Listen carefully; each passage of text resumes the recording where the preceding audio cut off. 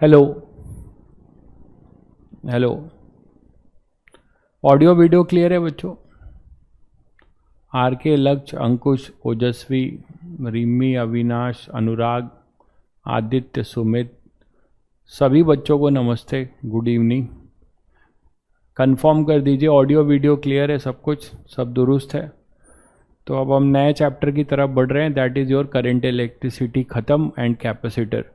बच्चों देखिए, मैं फिर आपको बोल रहा हूँ, मेरे साथ साथ चीज़ों को अगर टाइम देकर एक बेयर मिनिमम प्रैक्टिस नहीं कर रहे हैं तो आप अपने साथ एक सुसाइडल काम कर रहे हैं, उसका रिजल्ट आपको बिल्कुल नहीं मिलेगा। तो मैं ये नहीं कह रहा हूँ कि आप सब कुछ जो दिया जा रहा है, अगर सब कुछ नहीं कर पा रहे हैं तो एक बेयर मिनिमम चीज़ें कर लीजिए। बेयर मिनिमम में 3 चीज़ें ज़रूरी है, वो है अपना लेक्चर को फॉलो करना, लेक्चर के सारे इलिस्ट्रेशन, लेक्चर में ही 50, 60, 70 सवाल इतने करा दिए जाते हैं, ऊपर से जेई एडवांस, पीवाईक्यूज, इरोडोफ के क्वेश्चंस, तो यही अपने में बहुत है। इसको आधार मानते हुए आपको अपने एंड से, ये तो मैंने किया है ना, तो आपके एंड से आपको क्या करना चाहिए, आपके एंड से आपको शीट का कम से कम S1, लेवल O, ये 2 चीजें, ये बेयर मिनिमम है, और डीपीपी इतना कर लीजिए कम से कम। बाकी आपका छूट भी जाता है तो जेई एडवांस के दिनों में आप उसको कंप्लीट कर सकते हैं। लेकिन मेरा जो सजेशन है कि साथ साथ में जितना मैक्सिमम हो सके, अगर सब कर पा रहे हैं तो उससे वेल एंड गुड कुछ भी नहीं है। लेकिन सब नहीं कर पा रहे हैं तो एटलीस्ट आप, मैं समझ सकता हूं बहुत बच्चे स्कूल गोइंग होंगे तो उनके पास टाइम का कंस्ट्रेन है, तो एटलीस्ट बेयर मिनिमम सीट का S1 और लेवल O, 2 चीजें, और प्लस डीपीपी। इसीलिए मैंने डीपीपी का, आपने देखा होगा मैंने नंबर ऑफ डीपीपी अब मैंने बढ़ा दिया है। पहले केवल जेई मेंस पीवाईक्यू डायरेक्ट देता था, अब उसके पहले मैं आपको और भी कुछ ऐसा क्वेश्चंस दे रहा हूं डीपीपी, जिससे आपका और प्रैक्टिस हो जाए जेई मेंस पीवाईक्यू को करने से पहले। तो ये आप अगर नहीं कर रहे हैं तो मेरा पढ़ाना, आपका पढ़ना सब व्यर्थ है। ठीक है, कहने की बातें मैं आपको कितना भी पढ़ा दूंगा, आपके पेन से अगर प्रैक्टिस नहीं हो रही है तो वो बहुत ही डेंजरस है, आप कुछ भी नहीं कर पाएंगे। तो मेरा आपसे यही अपील है कि चैप्टर्स खत्म हो रहे हैं, ठीक है, लेकिन आप उसको अपने एंड से प्रैक्टिस नहीं करेंगे तो दिक्कत है। आप 2 चीजें मैंने बोला, फिर मैं बोल रहा हूं कि सीट का S1 और डीपीपी और अपना लेवल O, कम से कम इतना कर लीजिए। और इसके जो क्वेश्चंस फंस रहे हैं उसके सॉल्यूशंस देख लीजिए, पूरा सॉल्व है। क्योंकि मैं सीट सॉल्व करने पे और डाउट पे जाऊंगा तो जो अच्छे बच्चे हैं वो नो डाउट सारे सॉल्व कर लेंगे। 10 में से 2 क्वेश्चन फंसेंगे, वो आप सॉल्यूशन से देख सकते हैं। तो उसके लिए पूरा टाइम खराब करना सही नहीं है। जितना सही टाइम पे हम कोर्स खत्म करेंगे, आपको 11th रिवाइज भी करना है, तो 11th रिवाइज करने का एक अच्छा खासा टाइम स्पैन भी आपको मिलना चाहिए। इस वे में मैं चल रहा हूं।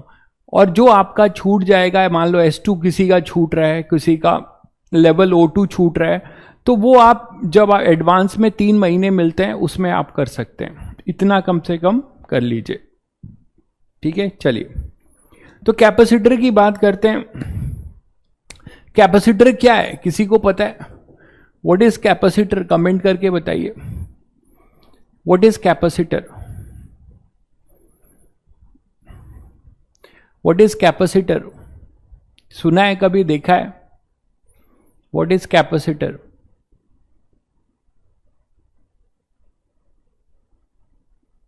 स्टोरेज ऑफ चार्ज, ठीक बात, ठीक है। Storage of charge, use to store energy, ठीक है, बहुत बढ़िया। तो यही बात है। कैपेसिटर के बाद में कहते हैं electrical device use to store energy, energy storage device है। इसके कुछ पॉइंट्स लिख लीजिए, एनर्जी स्टोरेज डिवाइस है। ये एक एनर्जी स्टोरेज डिवाइस है। Energy stored in the form of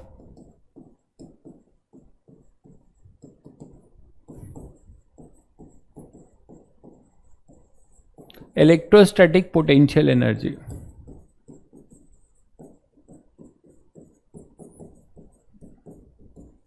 तो जो एनर्जी आप इसमें स्टोर करते हैं वो इलेक्ट्रोस्टैटिक पोटेंशियल एनर्जी के फॉर्म में होता है। और वो क्या होता है,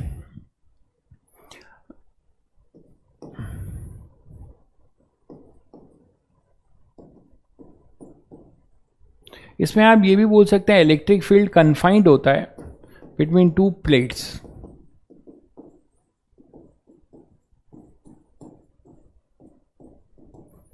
कन्फाइंड का मतलब समझते हैं, कन्फाइंड का मतलब केवल प्लेट के बीच में रहता है, ठीक है। तो electric field confined between two plate of the capacitor.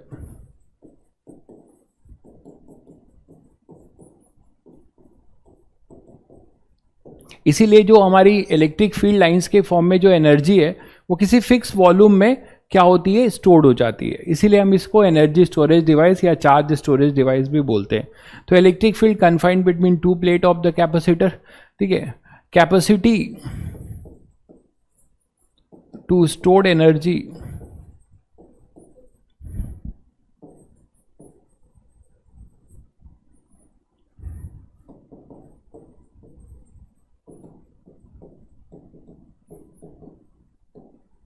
in terms of capacitance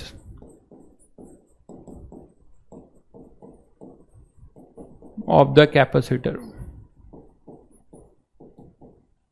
ठीक है। कैपेसिटी टू स्टोर चार्ज जो होता है वो अपना क्या होता है, capacity to store charge is defined in terms of capacitance. तो जिस टर्म से इसकी कैपेसिटी डिफाइन होती है उसको हम क्या कहते हैं, कैपेसिटेंस। तो वो हम कैपेसिटेंस के, कैपेसिटर के कैपेसिटेंस से हम ये डिफाइन करते हैं कि उस कैपेसिटर में कितनी चार्ज स्टोर करने की कैपेसिटी है। क्लियर है। तो capacitance is basically capacity to store charge और एनर्जी, जो भी आप बोलिए। एनर्जी चार्ज होगा तो इलेक्ट्रिक फील्ड होगी, दोनों प्लेट के बीच में अगर चार्ज होगा तो इलेक्ट्रिक फील्ड होगा, और उसी इलेक्ट्रिक फील्ड लाइंस के फॉर्म में हमारे पास क्या होगा, एनर्जी होगा। ठीक बात है। तो बच्चों ये है अपना कैपेसिटर की बेसिक पॉइंट्स। तो अब बच्चों के दिमाग में रहता है कि इसका मतलब कैपेसिटर में ही केवल स्टोर करने की कैपेसिटी है क्या भाई? वीडियो क्लियर है भाई? एक बार कंफर्म करिए बच्चों, वीडियो क्लियर है? जल्दी से कंफर्म करिए।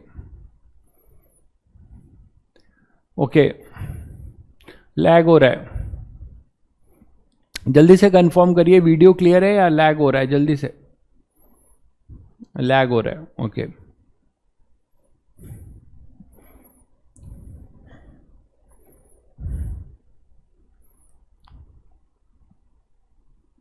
एक बार रीज्वाइन कर लीजिए, जिनके एंड से लैगिंग हो रहा है एक बार रीज्वाइन करके देखिए जरा, एक बार रीज्वाइन करके देखिए, एक बार रीज्वाइन करके देखिए।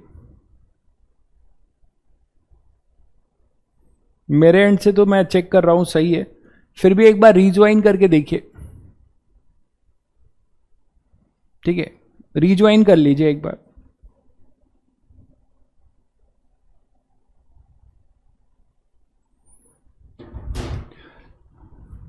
क्लियर है अब? चलिए, तो बच्चों ये अब इसमें मेरा ये कहना है आपसे कि जो चार्ज, इसका एक एग्जांपल आपके घरों में, आपके घरों में जो पंखा है, पंखे के ऊपर एक सिलेंड्रिकल चीज लगी होती है जिसको आप कंडेंसर कहते हैं, है ना। आपके घरों में जो पंखा है, सीलिंग फैन है, उस सीलिंग फैन में एक अपने पास सिलेंड्रिकल डिवाइस लगा होता है जिसको हम क्या कहते हैं, कंडेंसर। कभी कभी पंखा जो है धीरे हो जाता है तो कंडेंसर चेंज करने के बाद वो ठीक हो जाता है। तो वो कंडेंसर बेसिकली कैपेसिटर ही है। मार्केट में अलग अलग टाइप के कैपेसिटर्स आपको मिलते हैं। ठीक है, तो आप कभी मार्केट में जो इलेक्ट्रॉनिक्स की दुकान है वहाँ पे आप देखना, आप पूछ लेना कि कैपेसिटर दिखा दीजिए, रजिस्टर दिखा दीजिए, आपको सब दिखा देगा वो। ठीक है, तो यहाँ पर ये, लेकिन अब इसमें बच्चे को कंफ्यूजन होता है कि केवल जो है कैपेसिटी टू स्टोर चार्ज, यही तो है भाई, कैपेसिटी टू स्टोर चार्ज। तो बच्चा सोचता है कि केवल कैपेसिटर के लिए हम कैपेसिटेंस पढ़ते हैं या कैपेसिटर के लिए कैपेसिटेंस डिफाइन होता है। ऐसा है नहीं, क्योंकि मैं तुमसे पूछूं कि कोई एक कंडक्टर है, कंडक्टर पे मैंने चार्ज दिया तो क्या उसके सरफेस पे चार्ज रिसाइड करता है? ठीक है, तो सरफेस पे अगर चार्ज रिसाइड करता है तो क्या उसके पास भी तो चार्ज स्टोरेज कैपेसिटी है बच्चों? तो क्या हम कंडक्टर के लिए कैपेसिटेंस डिफाइन नहीं कर सकते? बिल्कुल कर सकते हैं। तो ये दिमाग में रखिएगा कि केवल कैपेसिटर के लिए नहीं डिफाइन होता है, कैपेसिटेंस ऑफ ए कंडक्टर, इसलिए मैं अलग से इसको डिस्कस कर रहा हूं। बच्चा सोचता है कि केवल कैपेसिटर के लिए ही कैपेसिटेंस डिफाइन होता है, ऐसा नहीं है। ठीक है, कैपेसिटेंस बेसिकली क्या है, वो किसके लिए डिफाइन होगा? वो अपने पास किसी के लिए भी डिफाइन होगा जो चार्ज को अपने ऊपर स्टोर कर सकता है ना। कैपेसिटर में दो प्लेट के बीच में एक कन्फाइंड वॉल्यूम के बीच में होता है, यहां पे सरफेस से लेके इंफिनिटी तक पूरी एनर्जी रहेगी। क्लियर है सभी को? तो मान लीजिए अपने पास जैसे कि कोई कंडक्टर है, मान लो आपके पास कोई भी कंडक्टर है बच्चों, ये न्यूट्रल कंडक्टर है।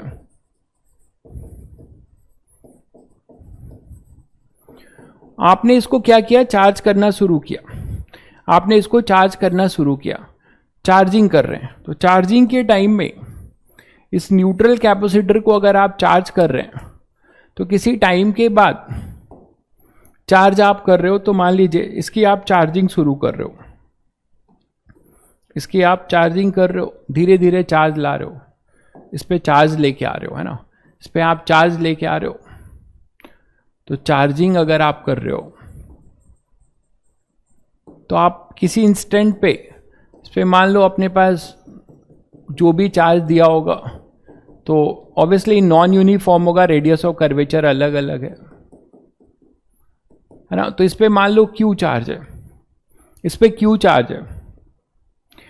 अभी भी लैग हो रहा है क्या भाई? अच्छा, लैगिंग हो रही है।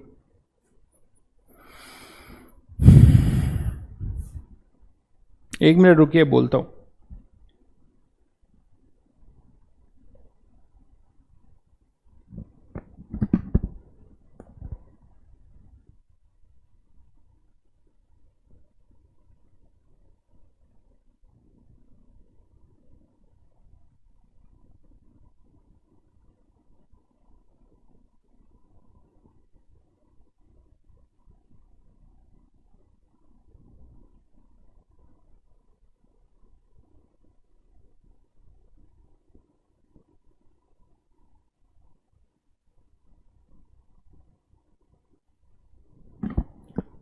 अभी बोल दिया है बच्चों, एक बार देख लेते हैं।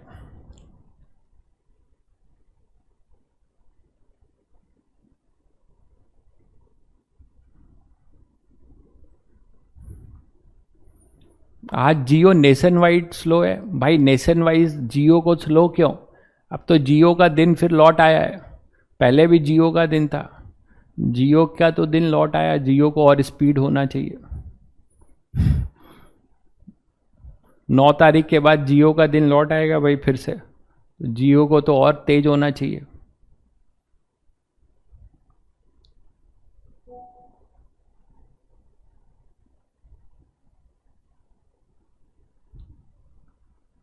चलिए आगे बढ़े भाई, जल्दी बताइएगा, जल्दी बताइएगा।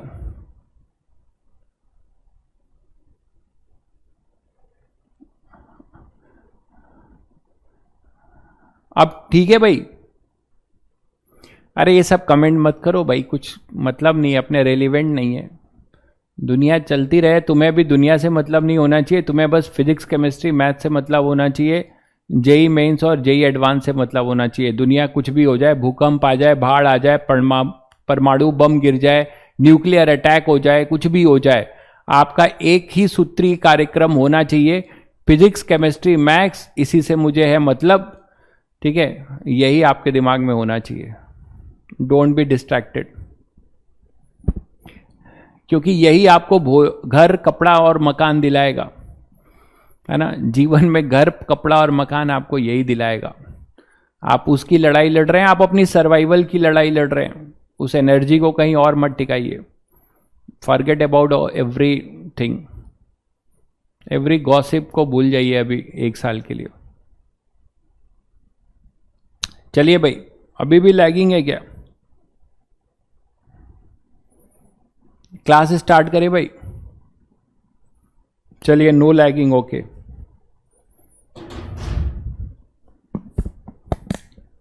चलिए, तो यहां पे ये चार्जिंग हो रही है। तो आप बच्चों ये बताओ कि अभी यहां पे पोटेंशियल इसका जीरो था, अभी यहां पर पोटेंशियल इसका जीरो था, ध्यान दीजिएगा, अभी इसका पोटेंशियल जीरो था, ठीक है। अब पोटेंशियल आपका जीरो था, जैसे जैसे आपने चार्जिंग किया तो इस कंडक्टर के पोटेंशियल को आप बढ़ा रहे हो, तो V तो आएगा कुछ, जो भी V आएगा आपको पता है कि जो Q होगा, ये जो Q आप दे रहे हो डायरेक्टली प्रोपोर्शनल टू V होगा। ये जो Q अपने पास जो आ रहा है, this Q is directly proportional to potential. अब यहां पे कोई पोटेंशियल आ चुका होगा V का, अब यहां पे कोई पोटेंशियल आ चुका होगा, ठीक है। तो अब अपने पास कि ये न्यूट्रल था, ये अच्छा ये चार्ज है, ये न्यूट्रल नहीं है, ये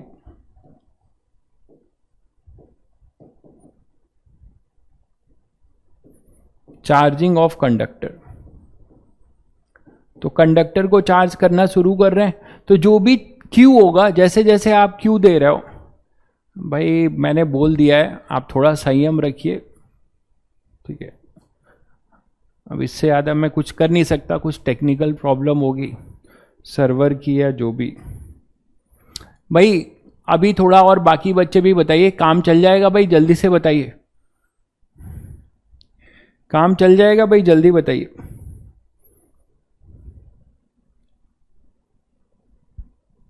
सही है, रिफ्रेश कर लो भाई तुम लोग, मुझे तो सही दिख रहा है मेरे एंड से भाई, सही है। रिज्वाइन कर लीजिए, जिनको बहुत दिक्कत हो रही है वो रिज्वाइन कर लीजिए, जिनको बहुत दिक्कत हो रही है रिज्वाइन कर लीजिए, क्लास मत फंसाइए, क्लास डिस्टर्ब मत करिए, क्लास डिस्टर्ब करना आप ही पे भारी पड़ेगा। रिज्वाइन कर लीजिए, मैं पहले भी बोला था रिज्वाइन कर लीजिए, जो भी लैग हो रहा है रिज्वाइन कर लीजिए, ठीक है। तो यहां पे चार्ज अपने पास डायरेक्टली प्रोपोर्शनल टू V होगा, और बच्चों यहां पे जो प्रोपोर्शनलिटी कांस्टेंट आता है वो है प्रोपोर्शनलिटी कांस्टेंट C। यहां पे जो प्रोपोर्शनलिटी कांस्टेंट आता है, this proportionality constant is called C and this is called your capacitance. ये अपना कहलाता है कैपेसिटेंस। ये ऐसी चीज है जो किस पे डिपेंड करती है, only depends on, it only depends. अब यहां पे बच्चा फिर एक गलती करता है फॉर्मूले के अकॉर्डिंग, वो क्या बोलता है कि capacitance equal to Q by V। तो बच्चा बोलता है capacitance directly proportional to Q और इनवर्सली प्रोपोर्शनल टू पोटेंशियल। बच्चे के दिमाग में ये आता है कि capacitance directly proportional to charge और capacitance inversely proportional to potential. मतलब कैपेसिटेंस जो है किसी कंडक्टर का, आगे अभी कैपेसिटर के लिए भी पढ़ेंगे, तो किसी कंडक्टर या किसी कैपेसिटर का जो कैपेसिटेंस है, it only depends upon the charge and the potential. ये गलत है, it is a proportionality constant, वो इन दोनों पे नहीं डिपेंड करता, ये एक कांस्टेंट है, प्रोपोर्शनैलिटी कांस्टेंट है। तो ये सुविचार आपके मन में नहीं आना चाहिए।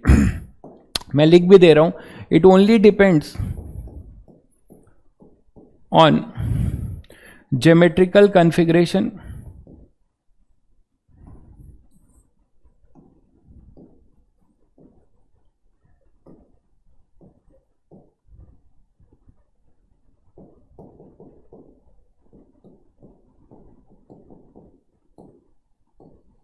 Geometrical configuration and medium. Medium अभी बताऊंगा, यहां तो नहीं पता चलेगा, ठीक है। तो ये ओनली डिपेंड्स अपॉन, भाई रेजिस्टेंस के जैसा नहीं है, गलत है, रेजिस्टेंस के जैसा नहीं है, रेजिस्टेंस लेंथ पे भी डिपेंड करता है, एरिया पे भी, हाँ आप सही है बोल सकते हैं, वो भी तो ज्योमेट्रिकल ही है। तो it only depends on geometrical configuration and medium, ठीक है, इस पे डिपेंड नहीं करता, ठीक है। कैसे, आप ये बोल सकते हो कि C is equal to Q by V, ठीक है। तो अगर आपका Q बढ़ेगा तो V भी बढ़ेगा, in such a way that your ratio Q by V always remain constant. तो ये बात भी मैं लिख देता हूं, ठीक है। तो ये ध्यान रहे कि चार्ज अगर बढ़ेगा, अगर चार्ज आपका बढ़ रहा है,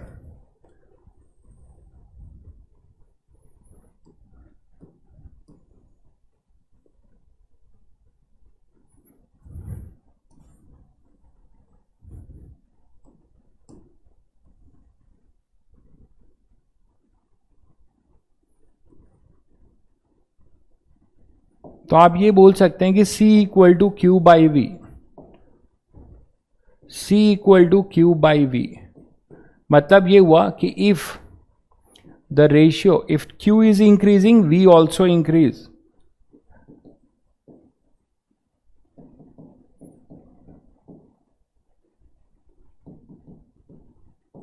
V also increase so that C remain constant। तो C remain constant, तो ये Q और V पे डिपेंड नहीं करता, ये गलती मत करिएगा। अगर हमारा चार्ज जो है बढ़ेगा तो V भी अपना बढ़ेगा। डिक्रीज क्यों होगा दोस्त? ये इसको कांस्टेंट रहना है। अगर Q अपना के क्यू होता है और V अपना KV होगा, तभी आपका नया रेशियो जो आएगा वो K और K कट जाएगा, Q बाई V ही होगा। ये बहुत बेसिक मैथ है, आप उसमें भी परेशान हो रहे हो।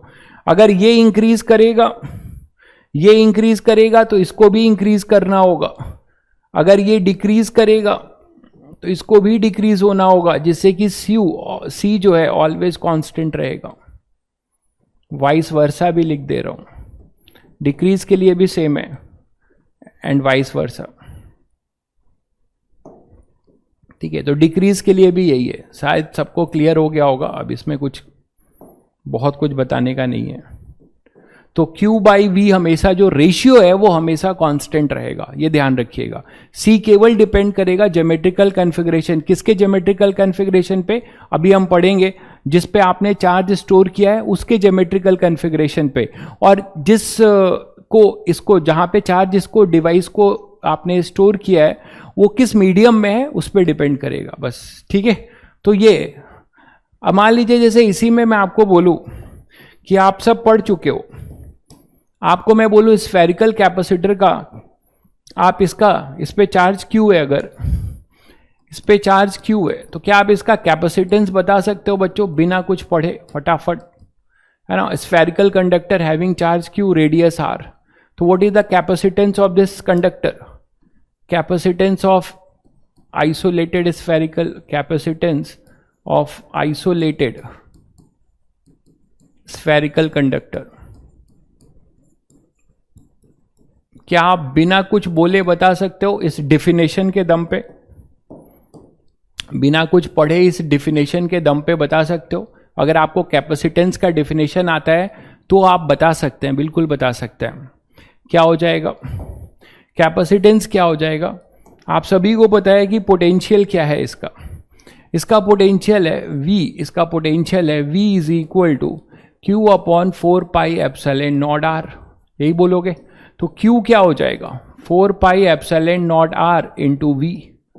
देखिए, तो प्रोपोर्शनैलिटी, इसको आप 9/K, ये सब क्या क्या लिख रहे हो दोस्त प्रभास? ऐसे डराओगे मुझे? क्या क्या लिख रहे हो? तो अपने पास जो पोटेंशियल हो जाएगा वो कितना हो जाएगा? इसको आप कंपेयर करेंगे, Q इक्वल टू CV से कंपेयर करेंगे तो कांस्टेंट ये अपने पास आ रहा है, तो C आएगा 4 पाई एप्सिलॉन नॉट R। मैंने कहा था कि ये दो चीजों पे डिपेंड करेगा, ज्योमेट्रिकल कॉन्फ़िगरेशन, और ज्योमेट्रिकल कॉन्फ़िगरेशन के नाम पे यहाँ रेडियस होगा, है ना? रेडियस चेंज करेंगे, रेडियस को बढ़ाएंगे, सरफेस चार्ज बढ़ जाएगा और अपने पास क्या हो जाएगा? चार्ज स्टोरेज कैपेसिटी बढ़ जाएगा। भाई V इज नॉट वॉल्यूम। कहां सोते रहते हो क्या भाई? सोते रहते हो क्या भाई? Charge is proportional to volume नहीं है, charge is proportional to potential है। अरे यार क्या हो, मतलब ये पोटेंशियल है भाई, वॉल्यूम जोड़ रहे हो इसको। ठीक है, ये पोटेंशियल है, वॉल्यूम नहीं है भाई। अब अद्भुत हो।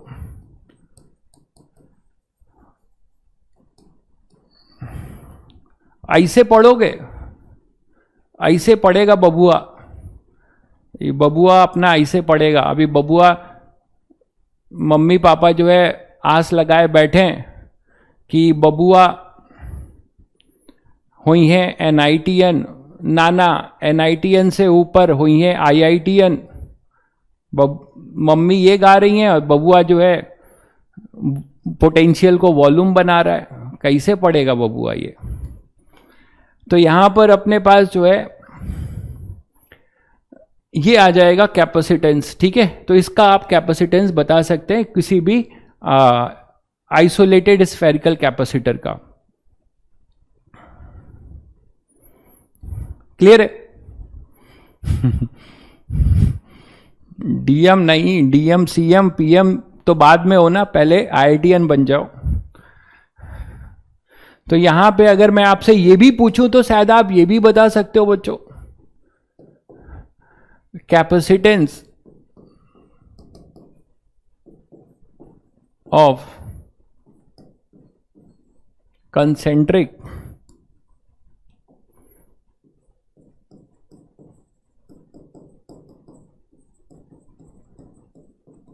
स्फेरिकल शेल, ठीक है। तो ये भी, इसका कैपेसिटेंस भी आप बता सकते हो बिना कुछ पढ़े, बिल्कुल बता सकते हो। देखो पुराने नॉलेज के दम पे, एक कंडक्टर है, ये दूसरा है, ठीक है। अगर मैं आपसे बोलूं कि इसका रेडियस बच्चों आर है, इस पे मैंने चार्ज क्यू दे दिया है, इस पे चार्ज क्यू दे दिया है, और इसका रेडियस जो है, इसका रेडियस अपना आर है,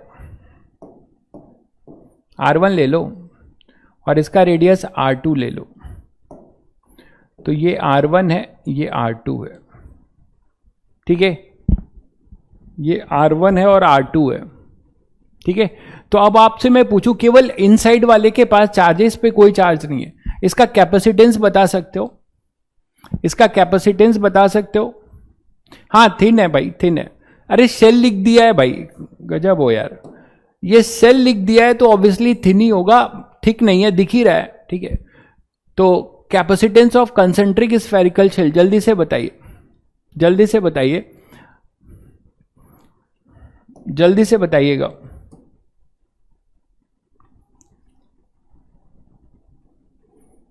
जल्दी से बताइए। अरे प्रभास अभी भी नहीं समझे आप, R1/K लिख रहे हैं आप, K 1/4π, थोड़ा गलत है, देखिए ध्यान से। आपको तरीका बताया, बहुत बढ़िया भाई। आप पहले पोटेंशियल लिखो ना दोस्त, पोटेंशियल लिखो। आप यहां पर इसका पोटेंशियल A मान रहे हैं, ये सेल A है और ये B है, तो इनके बीच का पोटेंशियल डिफरेंस लिखिए जरा। तो VA माइनस VB क्या होगा? VA क्या होगा? वो हो जाएगा KQ/R1। VB क्या होगा? वो हो जाएगा KQ/R2। KQ/R2 यही तो होगा भाई। इसके वजह से यहां पे कोई चार्ज नहीं है, इसके वजह से पोटेंशियल यहां पर आएगा, ठीक है। तो इसके वजह से, अरे आपको लिखना सिखाया है कि नहीं? इसके वजह से पोटेंशियल, देखिए पीछे का नॉलेज आगे काम आने वाला है, वो आपको छोड़ेगा नहीं, इसीलिए तो सीक्वेंस में पढ़ाया जाता है। अब इलेक्ट्रो जिसको ये लिखना नहीं आता तो वो उसको दिक्कत होगी कैपेसिटर में। तो यहां पर इसका जो है, यहां पर पोटेंशियल हो जाएगा KQ/R2 KQ/R1। What is potential difference? That we call it VA minus VB। तो VA माइनस VB क्या हो जाएगा? Q कॉमन लीजिए, 1/R1 माइनस 1/R2, ठीक है। और इसी को आप V बोल रहे हैं, पोटेंशियल डिफरेंस को। तो यहां से आप क्या लिख सकते हैं? V is equal to Q/4πε0 R2 minus R1 upon R1 R2। तो यहां से बच्चों आपके पास आ जाएगा Q इज इक्वल टू 4πε0 R1 R2 upon R2 minus R1 into V। और इसको आप कंपेयर करेंगे Q इक्वल टू CV से, तो प्रोपोर्शनैलिटी कांस्टेंट आपको कांस्टेंट, ये पूरा कांस्टेंट आपको नजर आता है, ये पूरा कांस्टेंट आपको नजर आता है। ये कैपेसिटेंस कितना नजर आता है? 4πε0 R1 R2 upon R2 minus R1। तो this is the capacitance of a spherical concentric shell, ठीक है, कंसेंट्रिक स्फेरिकल शेल। ये जो मैं ब्रैकेट में डाल रहा हूं, इसको याद रखना है, ये सब स्टैंडर्ड, ये अपने स्टैंडर्ड रिजल्ट्स हैं। ये मैं आपको भूतपूर्व नॉलेज से दे रहा हूं, ठीक है, जो आपने चैप्टर पढ़ा है उससे कनेक्ट करके आपको डायरेक्ट बता रहा हूं, बेसिक मेथड भी बताऊंगा। तो 4πε0 R1 R2 upon R2 minus R1। अब बच्चों इसी में आइसोलेटेड वाला जो हमने रिजल्ट अभी निकाला है, इस आइसोलेटेड वाले को आप निकाल सकते हैं। आइसोलेटेड में देखिए इसी में आप बोल रहे हैं कि आइसोलेटेड के लिए क्या हो जाएगा, इसी से आप आइसोलेटेड भी डिराइव कर सकते हो, है ना, इसी से आप आइसोलेटेड डिराइव कर सकते हो। मान लो ये, अब इसमें मैं बोलूं कि फॉर आइसोलेटेड कैपेसिटर,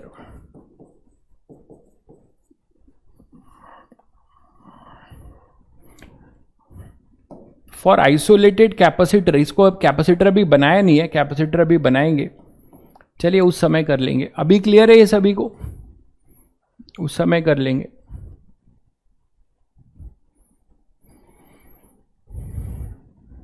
चलिए, तो अब basic method, steps to find capacitance, ये तो मैंने आपको बताया, आपने यहां से सीखा कि कैपेसिटेंस जो है केवल कैपेसिटर का हम नहीं पढ़ने जा रहे हैं, कैपेसिटेंस किसी का भी हो सकता है, कंडक्टर का भी हो सकता है, किसी का भी हो सकता है। व्हाट इज द डिफरेंस, इसमें डिफरेंस क्या है थोड़ा बताएंगे। ये जो आपने पढ़ा, इसमें जो फील्ड लाइंस हैं, देखिए इसमें डिफरेंस क्या है। ये जो फील्ड लाइंस हैं, ये फील्ड लाइंस आपकी यहां से निकलेगी, इंफिनिटी को जाएगी, तो ये पूरी एनर्जी स्पेस में फैली हुई है, ये पूरी एनर्जी जो है पूरे स्पेस में फैली हुई है। इसका कैपेसिटेंस आपने निकाला 4πε0r, तो इसके पास एनर्जी स्टोरेज डिवाइस है, ये बिल्कुल है, बट इसकी एनर्जी किसी काम की नहीं है, क्योंकि ये पूरे स्पेस में फैला है, यहां से लेके इंफिनिटी तक ये पूरे स्पेस में फैला है इलेक्ट्रिक फील्ड लाइंस के फॉर्म में इसकी एनर्जी। हम चाहते हैं कि इसको कन्फाइंड कर दें, तो कन्फाइंड करने का मतलब हम इसको दो पैरेलल प्लेट, इसको अर्थिंग, याद है आपको अर्थिंग का कॉन्सेप्ट, हमने क्या बोला था कि इसको अगर हम अर्थ करना शुरू करें तो ये प्लस क्यू, यहां माइनस क्यू आएगा, और हमने ये प्रूफ किया था कि आउटर पे ये जीरो होगा, तो इलेक्ट्रिक फील्ड लाइंस अब आपकी कन्फाइंड हो जाएंगी, इलेक्ट्रिक फील्ड लाइंस आपकी यहां पर कन्फाइंड हो जाएंगी। तो कैपेसिटर क्यों पढ़ रहे हैं उसका रीजन सभी को क्लियर है कि हम आउटर सरफेस को अर्थ कर देंगे, ठीक है। इतना गंदा मैंने कभी लिखा नहीं है, तो आज मन किया तो मैंने लिख दिया, ठीक है। चलो इसको सही से कर देते हैं। तो इन दोनों में डिफरेंस समझिए कि कैपेसिटर हमें जरूरत क्यों पड़ी। मैंने ये बोला कि अगर ये आइसोलेटेड है तो इस आइसोलेटेड की जो एनर्जी है, इस आइसोलेटेड की जो एनर्जी है वो इलेक्ट्रिक फील्ड लाइंस के फॉर्म में बच्चों पूरे स्पेस में फैली होगी, पूरे स्पेस में ये इलेक्ट्रिक फील्ड लाइंस के फॉर्म में ये एनर्जी फैली होगी, ठीक है। तो अभी भी इसके पास ये एनर्जी, तो आप बोल सकते हैं कि एनर्जी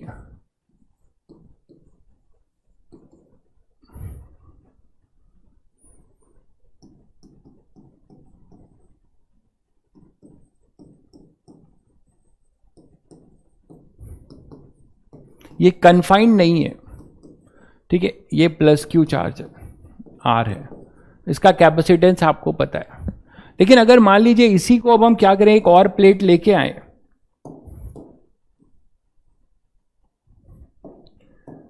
एक और प्लेट लेके आए,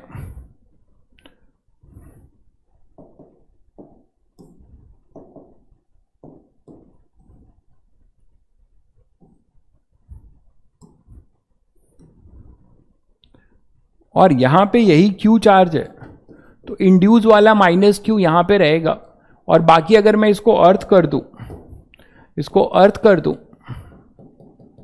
तो आउटर पे जीरो होगा, आउटर पे अपना जीरो होगा, ये हमने प्रूफ भी किया हुआ है।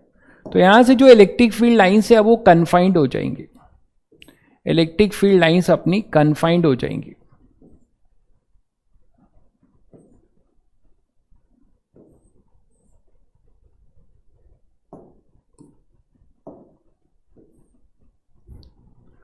इलेक्ट्रिक फील्ड लाइंस अपनी कन्फाइंड हो जाएंगी और इस वॉल्यूम में आ जाएंगी, इस वॉल्यूम में आ जाएंगी।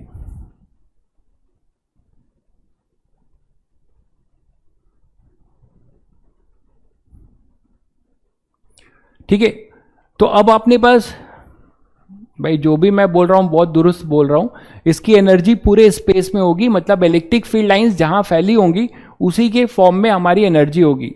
ठीक है, अगर आपको इसकी औकात नहीं है समझने की तो फिर समझने की कोशिश करिए, मैं यही बोल सकता हूं, मैं बिल्कुल दुरुस्त बोल रहा हूं।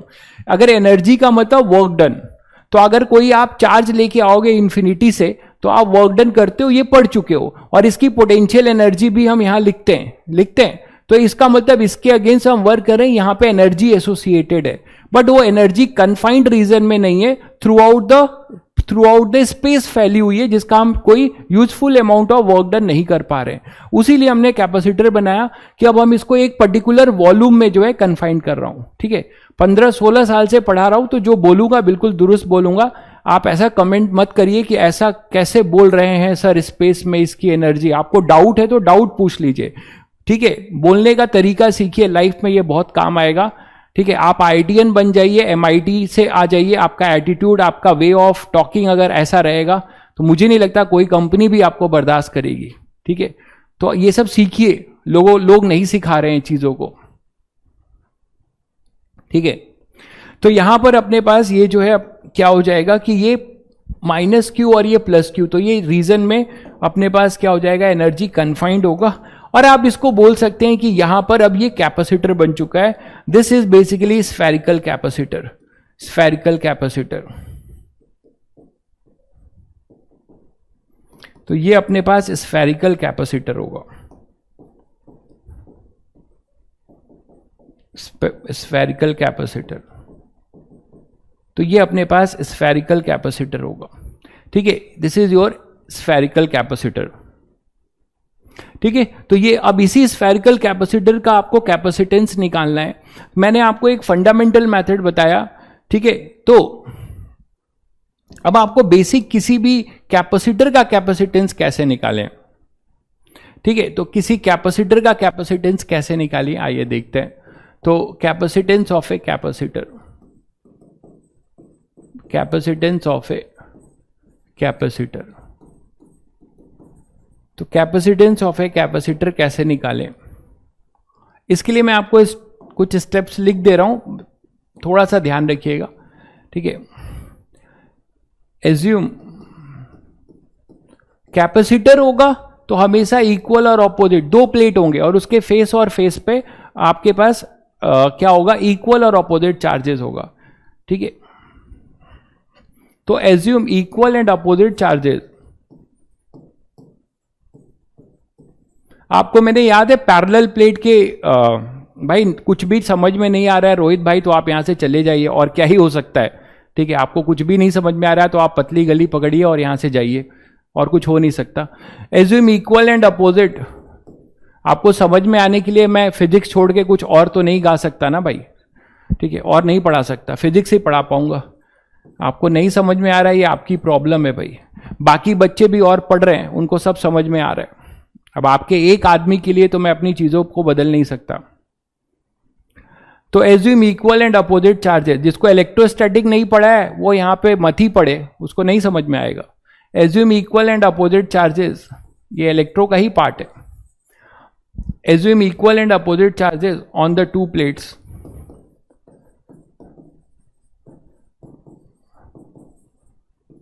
Of the capacitor. तो आप जो भी कैपेसिटर है उसमें इक्वल और ऑपोजिट चार्जेस रख लीजिए।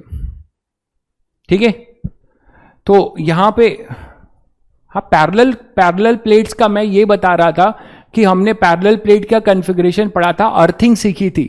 तो याद है अर्थिंग करने के बाद क्या था, आउटर सरफेस पे चार्जेस 0 हो गए थे और इनसाइड फेस टू फेस पे इक्वल और ऑपोजिट चार्जेस थे। ठीक है,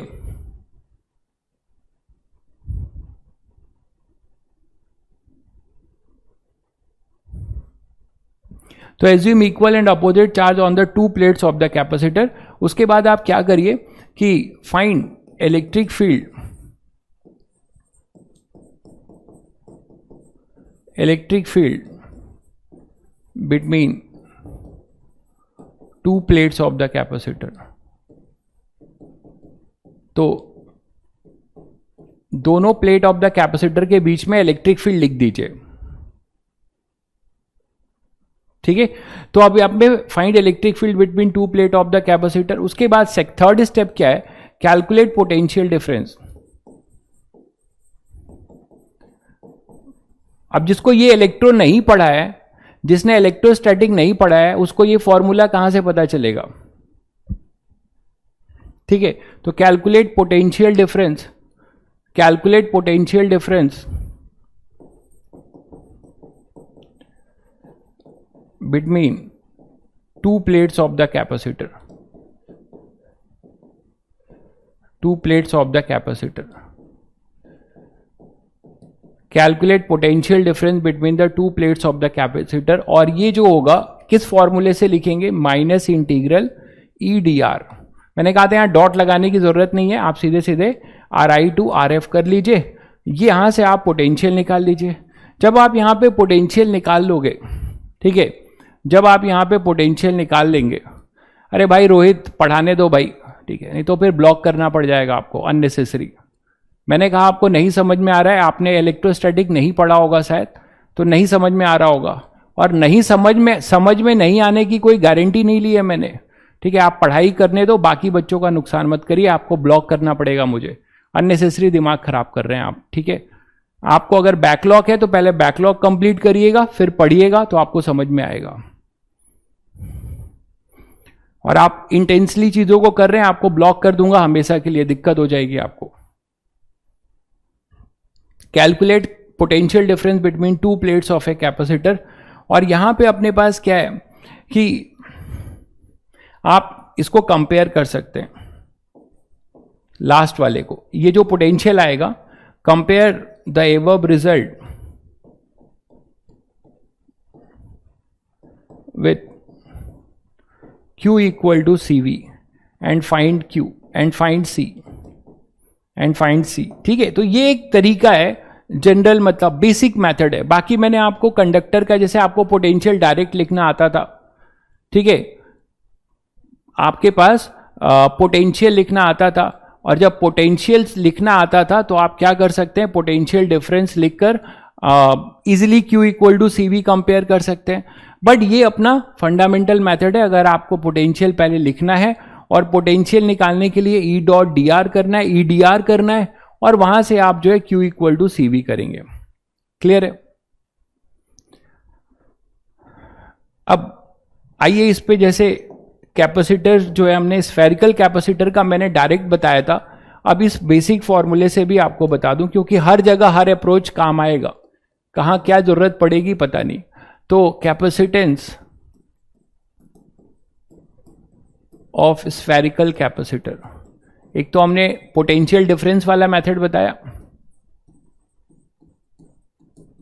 अब आप फंडामेंटल से करना चाहेंगे तो इसकी जरूरत भी पड़ेगी. देखिए, आपने ये बोला कि स्फेरिकल कैपेसिटर ये है, इक्वल स्फेरिकल प्लेट्स हैं, कंसेंट्रिक सेल्स, और यहां पे प्लस Q, यहां पे माइनस Q, और ये अपना आउटर सरफेस अर्थ.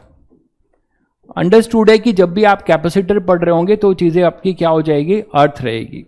ठीक है, तो अब यहां के बाद जो है, आपने बोला कि इलेक्ट्रिक फील्ड लाइंस, आपने अभी बताया कि इलेक्ट्रिक फील्ड लाइंस ऐसी रहेंगी. इलेक्ट्रिक फील्ड लाइंस आपकी ऐसी रहेंगी.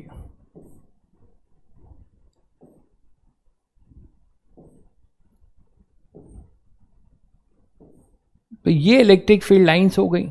अब आपको इस प्लेट और इस प्लेट के बीच में, आपको पता है कि ये 0 वोल्ट है, एक तरीके से ये 0 वोल्ट है, आपने अर्थिंग कर रखी है, तो इसको आप V वोल्ट मान लीजिए.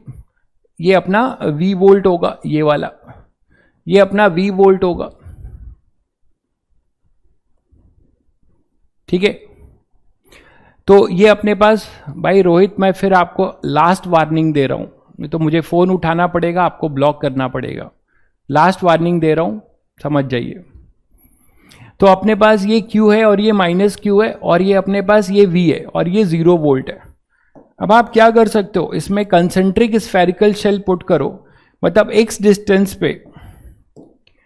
डिस्टेंस पे जाओ, या R रेडियस पे, स्मॉल r रेडियस, ये R1 R2 है, ये R1 R2 होगा, ये अपने पास R1 है,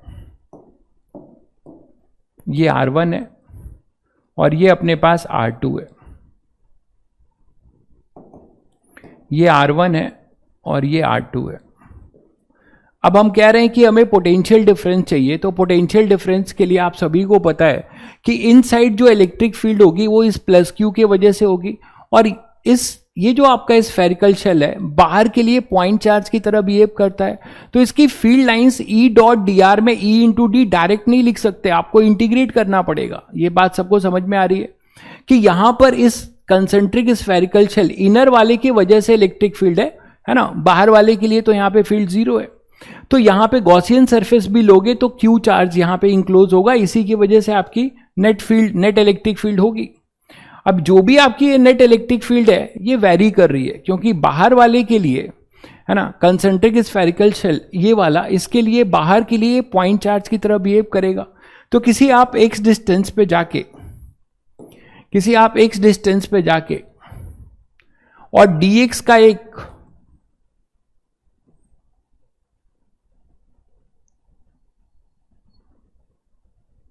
dx का आप क्या कर सकते हैं, किसी x डिस्टेंस पे जाके और एक dx थिकनेस का एक स्फेरिकल शेल ले सकते हैं। ये आप स्फेरिकल शेल dx थिकनेस का ले सकते हो, बताइए। और इसके लिए आप बोल सकते हो कि इनके बीच का जो पोटेंशियल डिफरेंस है वो dv है x पे, ये अपना dx थिकनेस है। तो इस dx थिकनेस के अक्रॉस जो पोटेंशियल है वो अपना dv है। तो यहां पर अपने पास क्या हो जाएगा, इस dv की वैल्यू आप लिख सकते हैं। dv क्या हो जाएगा, वो हो जाएगा minus E at X into D X. E at X मैंने x लिया है, आप r ले सकते हो, चलो x ही रहने दो, कोई दिक्कत नहीं है। आप r ले सकते हो, रेडियल डिस्टेंस है तो चलो r ले लेते हैं, x के जगह पे r ले लो, है ना। और ये dr थिकनेस है, थिकनेस इसका ये जो है dr थिकनेस है,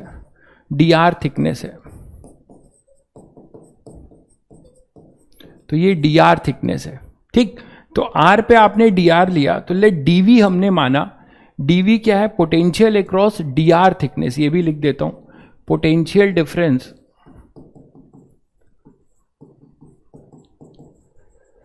across dr thickness of spherical shell, ठीक है। तो इस dv को क्या लिख सकते हैं, अब dr बहुत छोटा है, ठीक है, dr बहुत छोटा है, तो आप ये बोलेंगे कि जो इलेक्ट्रिक फील्ड r पे है वही इलेक्ट्रिक फील्ड अपना dr पे होगा। तो dv आप क्या लिख सकते हैं, dv के लिए आप क्या लिख सकते हैं, dv अगर लिखना चाहेंगे तो dv आप लिख सकते हैं e at R minus E at R into D R, इसका इंटीग्रेशन। और e एट आर अपने पास क्या है बच्चों, ये पॉइंट चार्ज की तरह बिहेव करेगा, तो r डिस्टेंस पे फील्ड होगी के क्यू बाई आर, है ना। r डिस्टेंस पे जो फील्ड होगी वो अपने पास होगा के क्यू बाई आर, तो यहां से आप लिख सकते हैं r अपने पास हो जाएगा कितना, r1, और ये हो जाएगा r2, और ये हो जाएगा कहां से, va से vb। तो ये r1 पे ये v है और आउटर अर्थ है तो वो 0 है, r2 पे जाओगे तो ये अर्थ है तो ये अपना 0 है, इन साइड के लिए अपने पास ये हो जाएगा कितना, r1। ये क्लियर है। तो यहां पे अपने पास आ जाएगा minus v is equal to minus, और के क्यू बाहर ले लेंगे और अपने पास हो जाएगा 1 by R D R, r1 से r2। तो ये फंडामेंटल मेथड है, माइनस से माइनस कैंसिल करिए, तो ये हो जाएगा q upon 4 pi epsilon naught minus 1 by R square, ये आर स्क्वायर होगा, सॉरी, तो ये आर स्क्वायर होगा, तो माइनस 1 बाई आर, तो ये अपने पास आ जाएगा r1 से r2। तो पोटेंशियल फाइनली आता है q upon 4 pi epsilon not 1 upon r1 minus 1 upon r2, ये बड़ा r है, 1 upon r1 minus 1 upon r2। तो यहां से आप कंपेयर कर सकते हो, तो आपको वही चीज मिल जाएगी, 4 pi epsilon naught r1 r2 upon r2 minus r1 into Q into V. तो ये अपना कैपेसिटेंस C हो जाएगा। तो इसको आप बेसिक मेथड से भी कर सकते हैं, ठीक है, इसको आप बेसिक मेथड से भी कर सकते हैं। ये क्लियर है सभी को?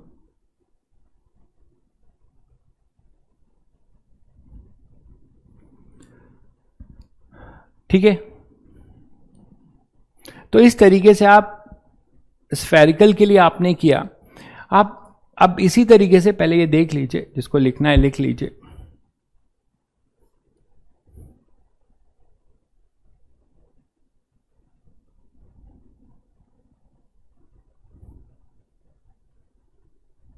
चलिए, तो अब सिलेंड्रिकल कैपेसिटर की बात करें। सिलेंड्रिकल कैपेसिटर,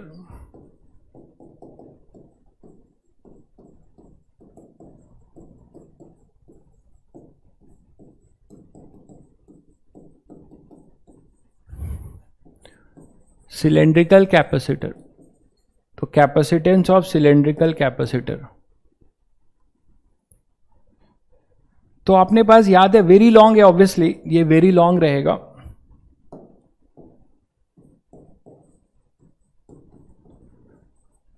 वेरी लॉन्ग है, तो आप सिलेंड्रिकल कैपेसिटर डिजाइन कर रहे हो, मतलब प्लेट्स जो होगा, ठीक है, प्लेट जो होगा वो सिलेंड्रिकल होगा, प्लेट जो होगा वो सिलेंड्रिकल होगा, ठीक है। सिलेंड्रिकल अपना जो है प्लेट होगा, प्लेट अपना सिलेंड्रिकल होगा। एक मिनट रुक जाइए भाई। आप लोगों ने वो महाभारत में एक वाक्य सुना होगा, मैथोलॉजिकल जो अपना महाभारत है उसमें सुना होगा कि कृष्ण जो है कई बार चेतावनी देते हैं। किसको चेतावनी देते हैं आपको याद है? आपने कहानी जो पढ़ी है, 100वें बार जो है भी चेतावनी देने के बाद वो नहीं मानता है। दुर्जन लोग जो होते हैं, शिशुपाल को, यस, तो शिशुपाल को जो है कई बार चेतावनी देते हैं, बट 100 बार भी वो नहीं मानता है। तो कृष्ण जो है अपना सुदर्शन चक्र निकालते हैं और उसको शहीद, मतलब उसका वध करते हैं। वो शहीद नहीं हो तो दुर्जन लोगों का वध होता है ना। तो यहां पे एक दुर्जन प्राणी जो है बहुत परेशान कर रहा है। अब उसको जो है मैं यहां से निकाल तो सकता ही हूं, तो वही करना पड़ेगा। कई बार मैंने उसको जो है चेतावनी दी, दुर्जन प्राणी को, लेकिन वो मानने को तैयार नहीं है। वो इसी तरीके से अपना पैसा वसूलना चाह रहा है। अबे भाई, इस तरीके से पैसा क्यों वसूल रहे हो? इस कहीं और जाके जो है पढ़ो, ठीक है, वहां पैसा वसूल लो यार। यहां ये करके आपको क्या मिलेगा? आपके जैसे दुर्जन लोग ही तो इस देश के जो है मतलब अभिशाप हैं। और ऐसे लोगों को तो मतलब अगर आप सामने होते तो मैं आपको दिखाता कि मैं क्या हूं। अभी से पैसा लेके जो है स्पैमिंग कर रहे हो, अभी से आप दलाल बनोगे और क्या बनोगे?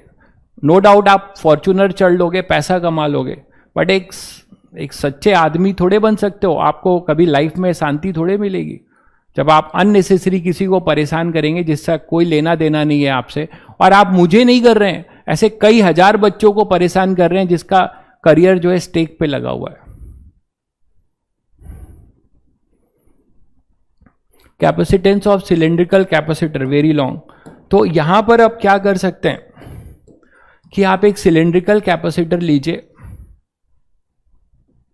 और इस सिलेंड्रिकल कैपेसिटर में आप एक प्लेट ये बना रहे हो। इसको ऐसे बना लेते हैं, रुको तो ज्यादा समझ में आएगा।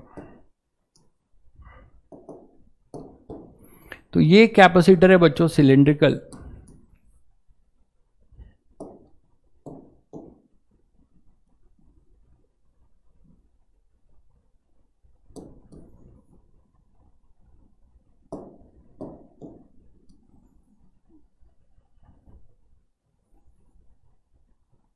और यहां पर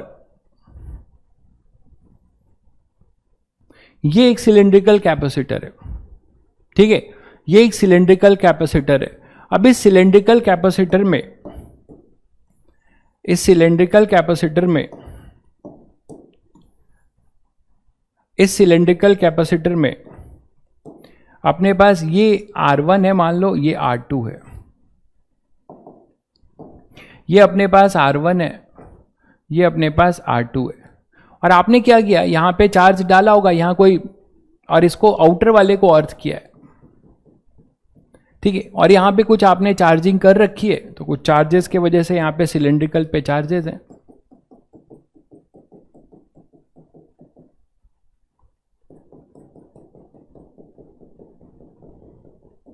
और यहां पे नेगेटिव चार्ज है।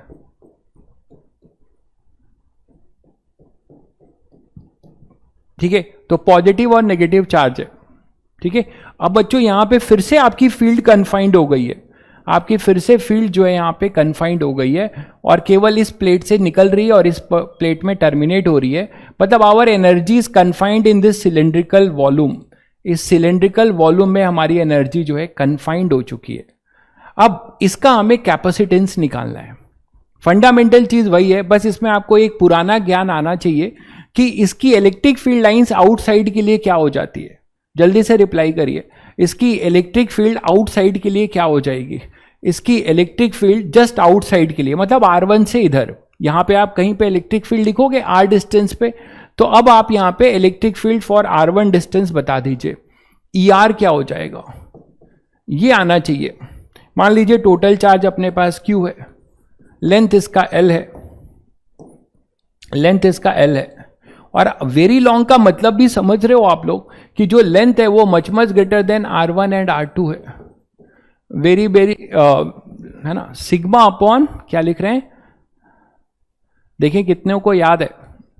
एक भाई 0 लिख रहा है, एक भाई 0 लिख रहा है, कितना टैलेंटेड है पार्थ भाई। अरे मैं क्या पूछ रहा हूं, शायद तुम समझे नहीं। मैं पूछ रहा हूं कि इलेक्ट्रिक फील्ड यहां पर क्या होगी किसी R डिस्टेंस पे, यहां थोड़े पूछ रहा हूं, for R greater than R1 के लिए। Yes, 2k lambda by R, बहुत बढ़िया। तो यहां पे this will behave as a line charge, ये याद होगा सभी को, this will behave as a line charge. अभी अभी आपने एडवांस का जो है पेपर लिखा है तो जरूर सब रिवाइज किया होगा। लैम्डा, बिल्कुल lambda upon 2 pi epsilon naught R outside के लिए जो है ये behave as a point line charge होता है, भूल गए, किसी जनरल R डिस्टेंस पे behave as a line charge.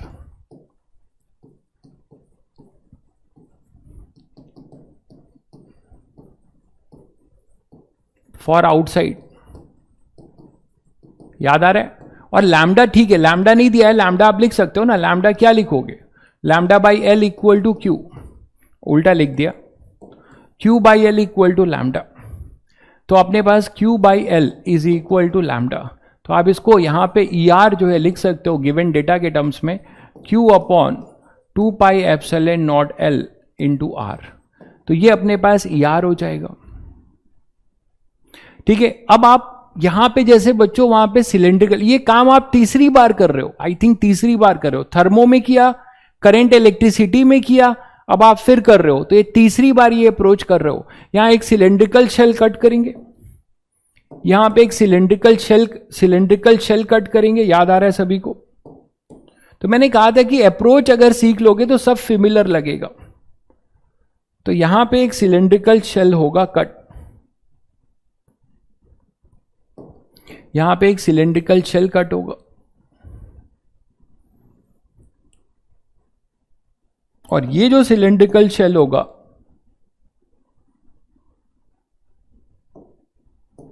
ये जो सिलेंड्रिकल शेल होगा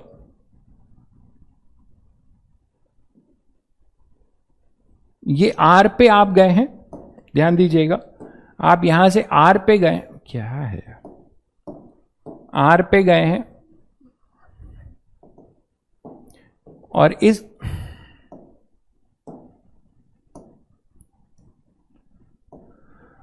R पे गए हैं और R पे जाके ये DR थिकनेस का आपने शेल कट किया है, DR थिकनेस का आपने ये शेल कट किया है।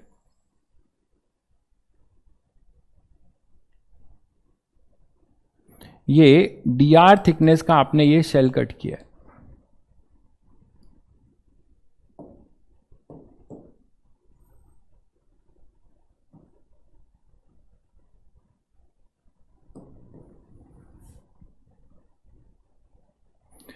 ठीक है, दिख गया सभी को। तो R पे जाके आपने DR थिकनेस का जो है, DR थिकनेस का आपने क्या किया है, एक शेल कट किया है, ये DR थिकनेस। अब इस DR सिलेंड्रिकल शेल जो आपको दिख रहा है, ये DR थिकनेस का थिकनेस है। तो ये DR थिकनेस का जो शेल किया है, इसके क्रॉस का जो इलेक्ट्रिक फील्ड है, यहां भी इंटीग्रेट करना पड़ेगा, क्योंकि आप देख रहे हैं कि ये R का फंक्शन है, this is function of R। तो it is not uniform, constant नहीं है। अगर कांस्टेंट होता तो V equal to E into D कर देते। ठीक है। तो अब यहां पर हमें इसको डीवी फिर से आपको इंटीग्रेट करना पड़ेगा। आपने लोअर पोटेंशियल इसको अर्थ किया, इसको वी माना है इसके पोटेंशियल को, और ये अपना जीरो है, तो ये यहां से हम डीवी लिख सकते हैं। और डीवी अपने पास क्या आएगा, देखो थोड़ा इसको साइड में कर लें।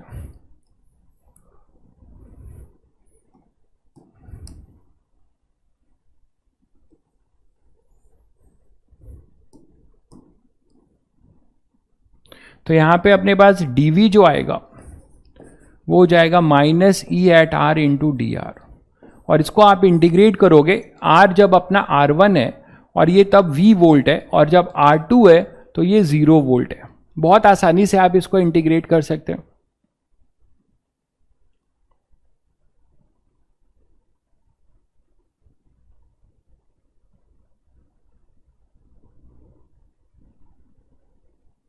हाँ ठीक है, क्या लिख रहे हैं आप, फॉर लॉन्ग सिलेंड्रिकल आप सिग्मा के टर्म्स में कर रहे हैं, ठीक है, sigma R upon epsilon naught R, sigma R upon epsilon naught R. अगर सिग्मा के टर्म्स में कर रहे हैं, आप पूरे सरफेस के लिए करना चाह रहे हैं ना,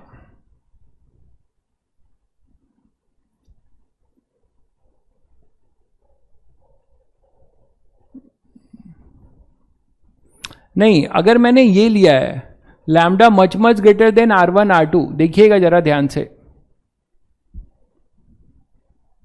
हाँ लिख सकते हैं। आपको अगर पोटेंशियल याद है तो वो पोटेंशियल वाले फॉर्मूले से लिख सकते हैं, सही है। पोटेंशियल वाले फॉर्मूले से, अगर किसी को पोटेंशियल का फॉर्मूला याद है तो वहां भी लिख सकता है। पहले ये देख लो यहां तक सब सही है कि नहीं।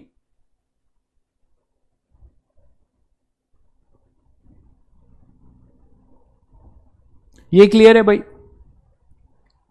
तो यहां पे अपने पास क्या हो जाएगा कि ये V आएगा,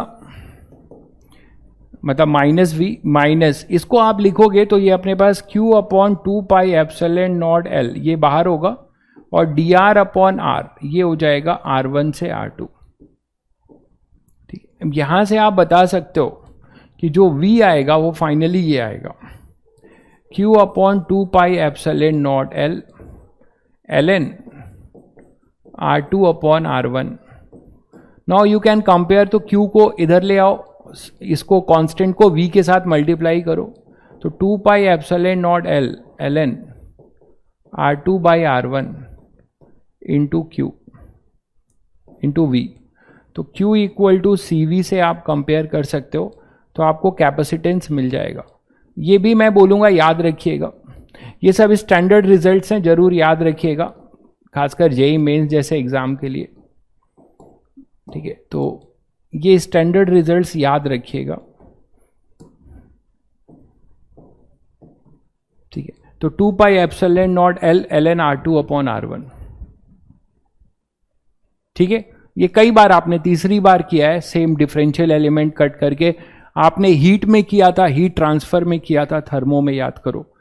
ठीक है, तो 2 pi epsilon naught L ln R2। आप देख रहे हैं कि पूरा कैपेसिटेंस केवल ज्योमेट्रिकल L पे डिपेंड कर रहा है, R2 R1 पे, और एप्सिलॉन नॉट याद करो क्या है, एप्सिलॉन नॉट मीडियम है। अभी इसी में मैं डाइलेक्ट्रिक वेरी कर दूंगा।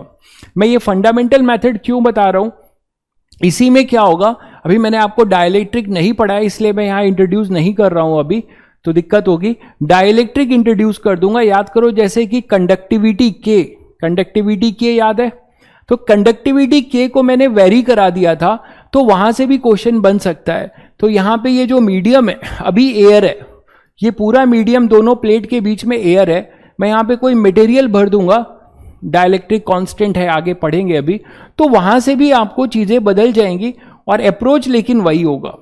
ठीक है, ई नॉट बाई के, थोड़ा बहुत तो डाइलेक्ट्रिक पढ़ाया था, हाँ बिल्कुल। तो आप अगर कांस्टेंट मटेरियल भरूंगा तो आप यहां के टाइम्स कर दोगे, अगर कांस्टेंट मटेरियल भरूंगा तो आप सभी को पता है कि एप्सिलॉन नॉट की जगह ये ई आर हो जाएगा।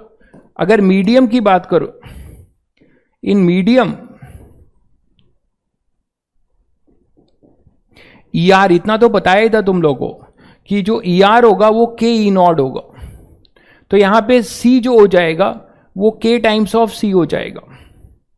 ठीक है, तो सी डैश एक नया आएगा, नया कैपेसिटेंस है और वो के टाइम्स ऑफ सी हो जाएगा। बट अगर इसको और अच्छा क्वेश्चन बनाया जाए तो ये जो कंडक्टिविटी है, डाइलेक्ट्रिक है, इसको भी मैं रेडियल फंक्शन दे दूंगा। मान लीजिए अगर मैं के बोलूं के इक्वल टू के नॉट आर है, ये वैरी करने लगा, तो ऐसे क्वेश्चंस को अब आप हैंडल कर सकते हैं। कहां पे चेंज होगा, यहां पर चेंज होगा। आप यहां पे जो लिखेंगे के नॉट आर है, चलिए इसको अभी अलग से करेंगे, अभी तुरंत सब एक साथ करना ठीक नहीं है। अगर कांस्टेंट है तो के टाइम्स हो जाएगा, ये तो सभी को क्लियर है, यहां तक पहले क्लियर है। इंटीग्रेट करेंगे, आगे करेंगे, एक साथ करना ठीक नहीं है। तो this is the basic standard, अभी पढ़ रहे हैं स्टैंडर्ड फॉर्मूला, तो पहले वो कर लें। तो सिलेंड्रिकल कैपेसिटर का कैपेसिटेंस सभी को क्लियर हुआ बच्चों, स्फेरिकल और सिलेंड्रिकल दोनों का क्लियर हुआ आप लोगों को, ठीक है।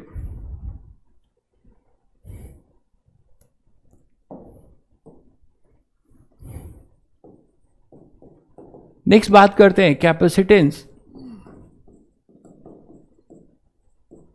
Of a parallel plate capacitor. ये सबसे इंपॉर्टेंट है ना, खासकर जेईई मेन जैसे एग्जाम के लिए। Capacitance of a parallel plate capacitor, तो पैरेलल प्लेट का कैपेसिटर कैसे बना था ये मैंने तुम लोगों को डिस्ट्रीब्यूशन, चार्ज डिस्ट्रीब्यूशन, इलेक्ट्रोस्टैटिक का लास्ट लेक्चर, जो कंडक्टर को हम अर्थ करके कर रहे थे, याद है, अर्थिंग की थी, तो वो उससे हमने कैपेसिटर फेस टू फेस पे चार्ज लेके आए थे, याद करिए।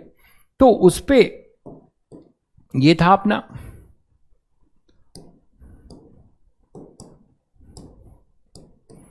तो ये जो आपने कैपेसिटर बनाया था, याद आ रहा है सभी को कि यहां पे एक स्विच लगाया था और एक को अर्थ कर दिया था। तो फाइनली हमारे पास जो चार्जेस थे वो केवल फेस टू फेस पे थे। तो चार्जेस जो हमारे पास थे वो प्लस क्यू और माइनस क्यू, ये पूरा कॉन्फ़िगरेशन आपको कराया गया। इसके 3 केसेस कराए गए थे। 2 स्विच लगाया था मैंने, एक स्विच को बंद किया तो 1 पे आया था, दूसरे स्विच को बंद किया तो राइट साइड का कैपेसिटर बना था। दोनों को एक साथ किया तो उसके लिए कुछ अननोन मान के हमने 2 कैपेसिटर्स बनाए थे। तो इसी तरह से ये अब एक कैपेसिटर है। इलेक्ट्रिक फील्ड लाइंस कन्फाइंड हो जाएगी इस वॉल्यूम में, इलेक्ट्रिक फील्ड लाइंस आपकी कन्फाइंड हो जाएगी इस वॉल्यूम में।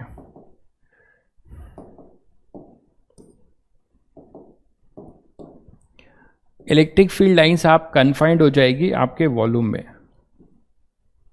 इलेक्ट्रिक फील्ड लाइंस आप कन्फाइंड हो जाएगी इसके वॉल्यूम में। और यहां पे खुशी की बात है कि इलेक्ट्रिक फील्ड कितनी होगी, ठीक है, इलेक्ट्रिक फील्ड यहां पे कितनी हो जाएगी, ये हो जाएगी इनके बीच में, ये शीट और ये शीट का समेशन कितना आता था, Q बाई एप्सिलॉन नॉट A, याद करिए, where A is the area. अब कुछ बच्चों को फिर से याद नहीं आ रहा होगा कि सर ये तो एक लाइन जैसा दिख रहा है।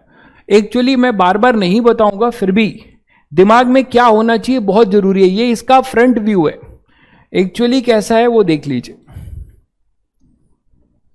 क्योंकि अगर ये याद नहीं होगा आगे, ये पिक्चर आपके दिमाग में नहीं होगी तो दिक्कत होगा आगे।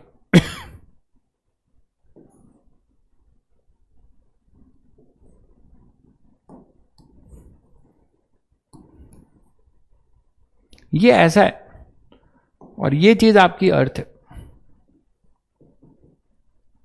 यहां पे अपने पास ये पॉजिटिव है, तब अंदर की तरफ है ऑब्वियसली, और ये चीज आपका यहां पर नेगेटिव है।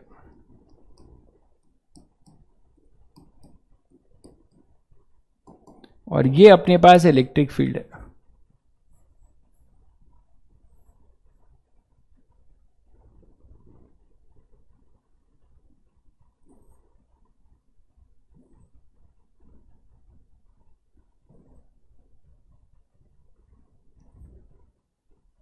ये अपनी इलेक्ट्रिक फील्ड है, ऐसा है ये।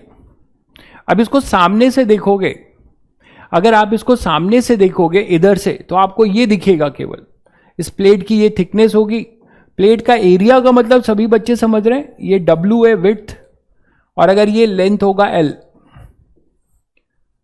तो ये एरिया का मतलब है LW, ये एरिया का मतलब है LW, शायद सभी को क्लियर है। तो यहां पे इसी का ये कौन सा व्यू है आपका, आप सामने से देख रहे हैं, दैट इज फ्रंट व्यू। और हमेशा क्वेश्चन में ऐसा ही बना होगा। मैंने एक बार बना दिया, इसके दिमाग में रखिएगा, क्योंकि डायलेक्ट्रिक फीलिंग करूंगा तो ऐसे डायग्राम 3D डायग्राम दिमाग में होना चाहिए, नहीं तो कर नहीं पाएंगे।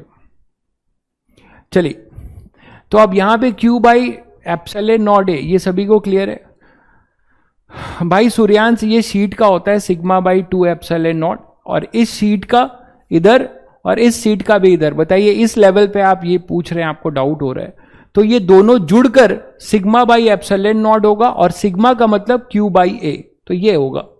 इतनी मेहनत से पढ़ाई गई चीज को आपने कैसे तैयार किया है वो देख लीजिए।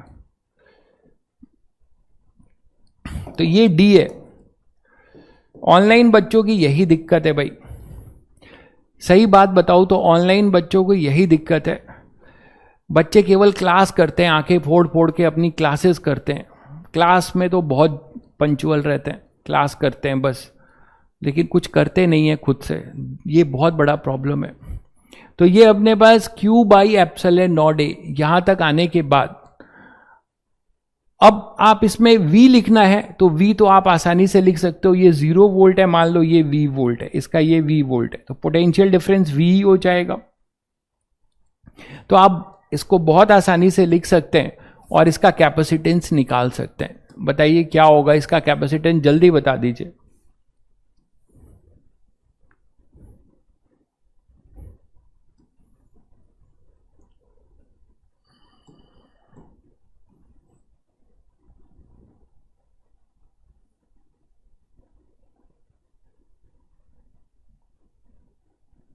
तो इसका कैपेसिटेंस एक लाइन में, यहां इंटीग्रेट करने की भी जरूरत नहीं पड़ेगी, यहां पे इंटीग्रेट करने की भी जरूरत नहीं पड़ेगी आपको। सीधे सीधे आप लिख सकते हैं V equal to E into D, क्योंकि ये कांस्टेंट है ना, E इंटू डी, तो Q आ जाएगा epsilon not A by D into V। Now compare करेंगे Q इक्वल टू CV से, तो आपको C मिल जाएगा, C हो जाएगा epsilon not A by D. तो this is the capacitance of a parallel plate capacitor, this is the capacitance of a parallel plate. तो ये फॉर्मूला आपको सारे तीनों का कैपेसिटेंस याद होना चाहिए, ठीक है। Epsilon not A by 2, Sitanshu बहुत बढ़िया, सही है आपका, ठीक है।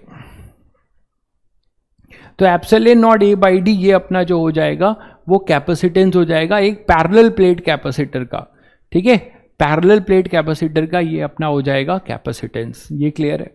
तो ये तीन स्टैंडर्ड है, सिलिंड्रिकल कैपेसिटर, स्फेरिकल कैपेसिटर और पैरेलल प्लेट कैपेसिटर। इनका हमने क्या निकाला, कैपेसिटेंस, ये क्लियर है। आइए अगर बात करें तो इससे अलग एक कैपेसिटेंस निकालते हैं। मान लीजिए अपने पास बच्चों एक लाइन चार्ज है, उसको मैंने invert to the plane of the blackboard रखा है। बात को समझिएगा, मैं कैसे बोल रहा हूं, invert to the plane of the blackboard है, एक लाइन चार्ज है, उसको मैं ऐसे शो कर रहा हूं।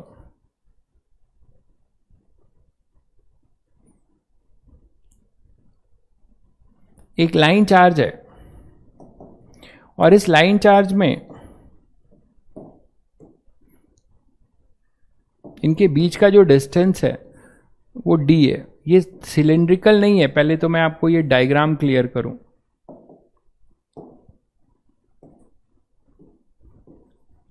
ये क्रॉस है, क्रॉस का मतलब होता है इनवर्ड, क्रॉस का मतलब तो समझते हो, इनवर्ड, अंदर की तरफ, बिल्कुल जैसे ये लाइन चार्ज है, देखिए ये लाइन चार्ज है, इस लाइन चार्ज को मैंने क्या किया, ऐसे रख दिया है, ऐसे रख दिया है जेड एक्सिस के लॉन्ग। तो जब जेड एक्सिस के लॉन्ग रखा है तो आपको केवल क्या दिखाई देगा, आपको सामने से क्या दिखाई देगा, इसका सर्कुलर जोन, आपको सामने से इसका क्या दिखाई देगा, सर्कुलर जोन। तो मैंने इसको अंदर की तरफ रखा है। तो ये दो लाइन चार्ज है, ये दो लाइन चार्ज ऐसे रखे हुए हैं, इस तरीके से, इस तरीके से लाइन चार्ज रखे हुए हैं। तो इसको मैं इस तरीके से दिखा पा रहा हूं, अंदर की तरफ है बिल्कुल, ठीक है। इस पे भी लाइन चार्ज है, इस पे टोटल चार्ज अपना लैम्डा है, लीनियर चार्ज डेंसिटी है ना, लीनियर चार्ज डेंसिटी इसका भी लैम्डा है और इसका भी लीनियर चार्ज डेंसिटी, एक पॉजिटिव होगा तो एक नेगेटिव होगा। इसका भी नेगेटिव है, ये माइनस लैम्डा है, ठीक है। इक्वल और ऑपोजिट होना ही है। और मतलब इसको और समझना चाहोगे तो मैं थोड़ा सा ऐसे समझा सकता हूं, देखता हूं, कोशिश कर रहा हूं। ये ऐसा है एक तरीके से,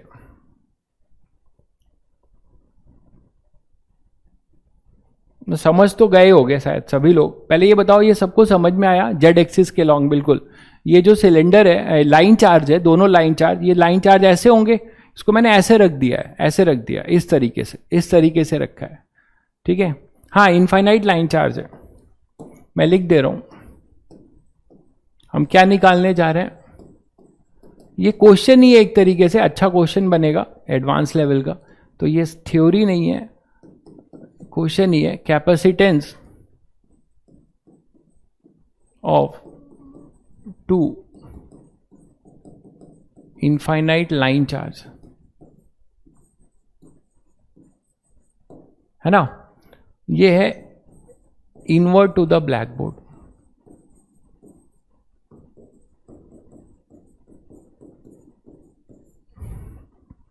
इनवर्ट टू द प्लेन, ठीक है। तो अब इसका हम करें अगर इसको, तो capacitance of two infinite line charge अगर हम निकालना चाह रहे हैं तो हम निकाल सकते हैं। फंडामेंटल चीज वही है, फंडामेंटल वही है, इसीलिए आपको फंडामेंटल मेथड जानना जरूरी है, ठीक है। अब देखो, एक को अगर आप 0 वोल्ट लेते हो, ऐसा नहीं बोल सकते। अब यहां पे देखिएगा, आप इसको 0 वोल्ट नहीं ले रहे हैं, ठीक है, इसको आप 0 वोल्ट नहीं ले सकते। आप सीधे सीधे क्या ले सकते हैं? आपको V1 V2 निकालना पड़ेगा, क्योंकि आप इन्फिनिटी एज ए 0 पोटेंशियल ले नहीं सकते इनफाइनाइट लाइन चार्ज को, ठीक है। ये थ्रू आउट इन्फिनिटी तक है, ठीक है। तो अब चलिए यहां पर अपने पास क्या कर सकते हैं, आपको करना क्या पड़ेगा, सिलेंड्रिकल टाइप है, लाइन चार्ज है, तो इसको मैं मान लीजिए इसका रेडियस ए बोल रहा हूं,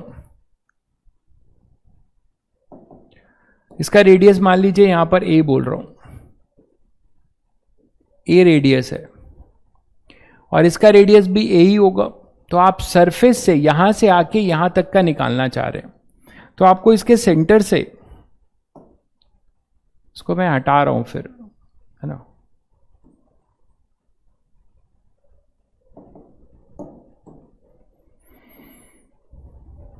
मान लो ये रेडियस इसका ए ले रहा हूं, क्रॉस सेक्शनल एरिया, मतलब ये ऐसा है ना, ये ऐसा है, तो ये ए है, ठीक है, ये इसका ए है, काफी लंबा है, लेंथ उसका इनफाइनाइट लॉन्ग है, मतलब एल जो है much much greater than A है, ठीक है, L much much greater than A है, तो ये लाइन चार्ज ही होगा, ठीक है भाई, सर्कुलर नहीं, लाइन चार्ज है। लाइन चार्ज का मतलब ये अपने पास जो एक सिलेंड्रिकल लाइन चार्ज, आप समझ रहे हैं, सिलेंड्रिकल लाइन चार्ज है, तो उसके पास कुछ रेडियस है, तो यहां पर ये ए है और ये भी ए है। अगर मैं आपसे बोलूं कि इसमें इसका कैपेसिटेंस क्या होगा, तो आप क्या करने वाले हो? आप यही बोलोगे कि सर इसमें किसी आर डिस्टेंस पे या एक्स डिस्टेंस पे हम यहां पे पोटेंशियल निकालेंगे। तो अगर यहां से ये एक्स डिस्टेंस है, तो यहां से कितना डिस्टेंस होगा? ये डिस्टेंस हो जाएगा d माइनस एक्स, ये हो जाएगा d माइनस एक्स, यहां पे जो पॉइंट ले रहे हैं आप, तो ये हो जाएगा d माइनस एक्स। तो यहां पे हम पोटेंशियल लिखना चाह रहे हैं, तो यहां पे Vx क्या लिखोगे? इसके वजह से पोटेंशियल और इसके वजह, तो पहले इलेक्ट्रिक फील्ड लिखो, तो electric field E at x, E due to first, मान लो ये फर्स्ट ले रहे हो, इसके वजह से इलेक्ट्रिक फील्ड इधर ही होगा, E फर्स्ट, और ये नेगेटिव है तो इसके वजह से भी इलेक्ट्रिक फील्ड इधर ही होगा, E सेकेंड, है ना, नेगेटिव है तो इलेक्ट्रिक इधर ही होगा। तो अब आप यहाँ पे नेट इलेक्ट्रिक फील्ड लिख सकते हैं। E फर्स्ट क्या लिखोगे बच्चों? वो होगा lambda upon 2 pi epsilon not x। E second क्या होगा? वो होगा lambda upon 2 pi epsilon not b minus, या सॉरी d माइनस x। तो नेट इलेक्ट्रिक फील्ड लिखेंगे तब पोटेंशियल लिखेंगे, E नेट होगा, वो होगा lambda upon 2 pi epsilon not 1 upon x plus 1 upon d minus x. अभी ऐसे ही रहने दीजिए, ये अपने पास ई नेट आ जाएगा। अब डीवी लिखते हैं, तो एक्स पे जाके हम किसी डीएक्स थिकनेस पे जाएंगे, डीएक्स डिस्टेंस पे, एक्स पे आके किसी हम डीएक्स डिस्टेंस पे जाएंगे, तो उसके वजह से पोटेंशियल डीवी बोलेंगे, है ना। तो डीवी क्या लिखोगे, डीवी हो जाएगा माइनस ई नेट डीएक्स। और इसको जब इंटीग्रेट करेंगे तो थोड़ी लिमिट पे ध्यान रहे, लिमिट क्रूशियल है भाई, ठीक है, लिमिट पे ध्यान रहे। लिमिट ये होगा बच्चों कि यहां पे जब x आपने इसके सेंटर C1 से लिया है और ये इसका सेंटर है ये C2, लिमिट को ध्यान दीजिएगा, आपने x जो है सेंटर से लिया है तो आपको कहां पे निकालना है, इन साइड तो जीरो होगा, तो यहां में यहां से यहां तक का चाहिए, ये चाहिए, तो x को वेरी कराओगे, पीछे आओगे, तो लिमिट जरा आप लोग कमेंट करके लिमिट बताइए, देखें कितने लोग लिमिट गेस कर पा रहे हैं इसका। x को हम पीछे ले जाएंगे तो लोअर लिमिट क्या होगा, जल्दी से बताइए, और x को हम आगे ले जाएंगे यहां तक तो अपर लिमिट क्या होगा, ये भी बता दीजिए, फटाफट बताइए, फटाफट बताइए, what is the limit, what is the limit, lower limit क्या होगा और अपर लिमिट क्या होगा। अरे टोटल पोटेंशियल लिखना है दोस्त, ये पूरा पोटेंशियल लिखना है, इसके वजह से ये बीच में पूरा गलत है, गलत है, मुझे पता था किसी का सही नहीं आ रहा है। यस, एक बच्चे का सही है, प्रभास आपका सही है, ए टू डी माइनस है, बहुत बढ़िया भाई, आपका सही है भाई, ए टू डी माइनस है, बिल्कुल सही है। तो यहां पर एक्स होगा ए और यहां पे हो जाएगा डी माइनस ए, ठीक है, ये हो जाएगा। यहां पे लोअर लिमिट, एक पीछे हटोगे तो यहां पर आओगे, यहां से यहां तक का चाहिए हमें, तो यहां पर आओगे तो ए, और फिर इसको बढ़ाओगे तो यहीं तक चाहिए ना, ये पूरा डी है, इसमें से फिर ए माइनस होगा तो ये हो जाएगा पूरा डी माइनस ए। ये क्लियर है सभी को, तो ये अपने पास हो जाएगा डी माइनस ए, ये पहले बताइए सभी को क्लियर है भाई। तो ए से लेके अपर लिमिट हो जाएगी डी माइनस ए, ठीक है। चलिए, तो अब यहां से आप लिख सकते हैं from V1 to V2, V first से V सेकेंड, इसको हम डेल्टा V बोल देंगे बाद में, तो V second minus V first equal to minus, इसकी वैल्यू रखेंगे lambda upon 2 pi epsilon naught, ठीक है, और यहां आ जाएगा 1 upon X D X plus 1 upon D minus X into D X, इसी को इंटीग्रेट मारना पड़ेगा आपको, A to D minus A, इसको आप इंटीग्रेट मारेंगे, इसको आप माइनस एडजस्ट करके v first minus v second, तो डेल्टा v लिख सकते हैं या v लिख सकते हैं, जो भी लिखना चाहेंगे, ठीक है। तो ये एक बढ़िया क्वेश्चन बनेगा, आइए करते हैं फिर। तो यहां तक हम आ चुके हैं, इसी को आप करिए और q इक्वल टू CV से कंपेयर मार दीजिए।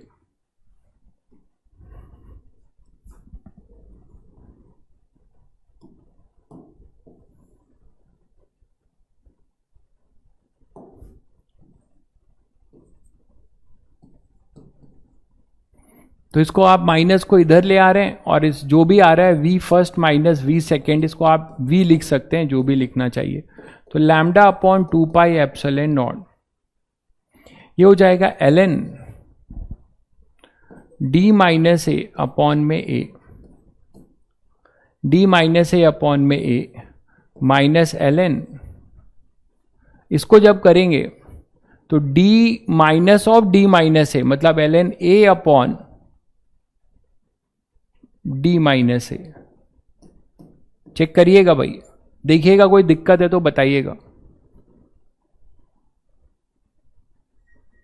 सेंटर टू सेंटर इसलिए नहीं लिया क्योंकि सेंटर के अंदर आप जाओगे तो कंडक्टर है, सिलेंड्रिकल कंडक्टर है वो, तो उसके अंदर तो इलेक्ट्रिक फील्ड जीरो होगी ना भाई, पोटेंशियल कांस्टेंट होगा, तो हमें अंदर से मतलब नहीं है ना, हमें इलेक्ट्रिक फील्ड लाइंस जहां पर होंगी वहां उसके वजह से कैपेसिटेंस मिलेगा, हमें एनर्जी वहां मिलेगी।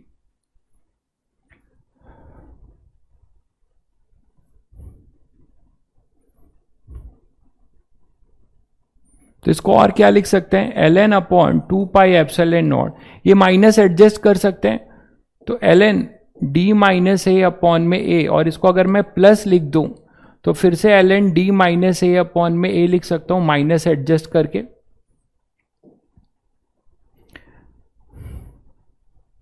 या ln a बाई बी, जैसा आप करना चाहो, ठीक है, आपके ऊपर है।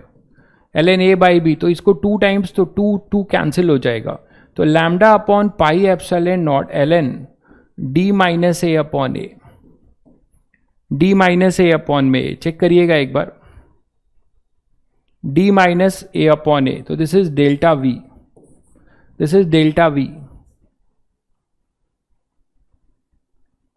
d माइनस 2a नहीं होगा भाई, आप फिर से देख लीजिए, आप जो सोच रहे हैं आप फिर से देख लीजिए, आपको कंफ्यूजन हो रहा है। तो x सेंटर से लिया है, आप, मुझे पता था, बताओ अभी तक लोग लिमिट में डोल रहे हैं, तो x सेंटर से लिया है, तो x ये है, आप पीछे जाओगे तो x पीछे जाओगे, ये x है, इसको जब पीछे जाओगे तो ये a है, तो इसकी लोअर लिमिट ये होगी।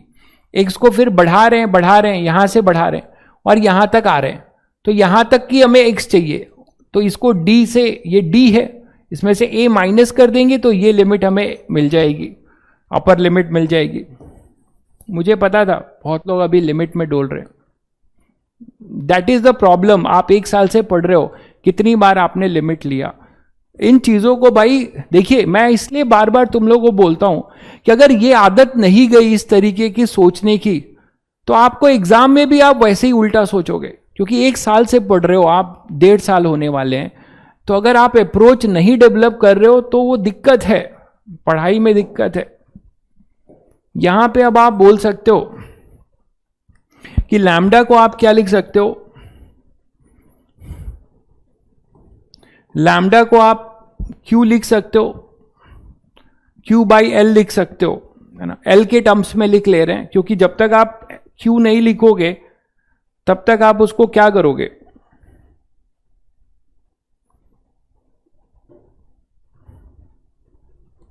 यहां पे अर्थिंग क्यों नहीं है भाई, अर्थिंग यहां अर्थिंग नहीं है भाई, isolated 2 cylindrical very long conductor हैं ये, ठीक है। अर्थिंग का मतलब क्या है, यहां पे इनफाइनाइट है, ये इनफाइनाइट है, तो चार्जेस दोनों पे हैं इस तरीके से। तो अब यहां पे हमें Q निकालना है, तो Q जो भी हम लिखेंगे यहां पर, इसको प्लस Q लेके चलें,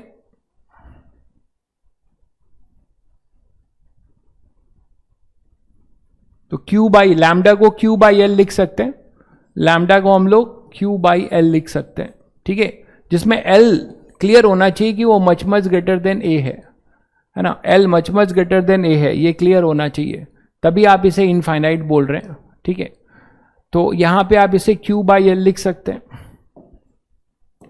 तो V हो जाएगा Q upon pi epsilon naught L ln D minus A upon में A। इसको आप कंपेयर कर सकते हैं, Q equal to pi epsilon naught L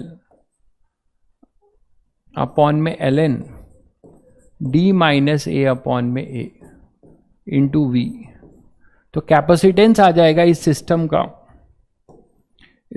का कैपेसिटेंस आ जाएगा pi epsilon naught L upon ln D minus A upon में A।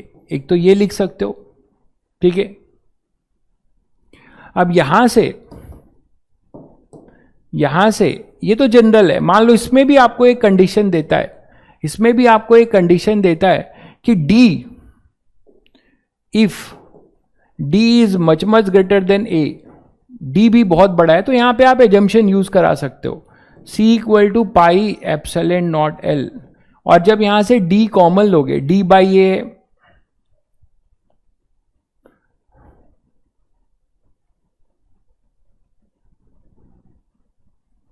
तो यहां पे अपने पास क्या आ जाएगा देखना जरा, D माइनस ए है, तो D माइनस ए को हम सीधे सीधे लिख सकते हैं D बाई ए, तो ln इसको हम D बाई ए लिख सकते हैं, है ना, D माइनस ए को D लिख सकते हैं, बहुत बड़ा है तो इससे ये हो जाएगा। तो आप अगर ये एजम्पशन है तब ये टिक कर सकते हैं, अगर ये एजम्पशन है तब आप ये टिक कर सकते हैं, नहीं तो ये होगा, ठीक है ना।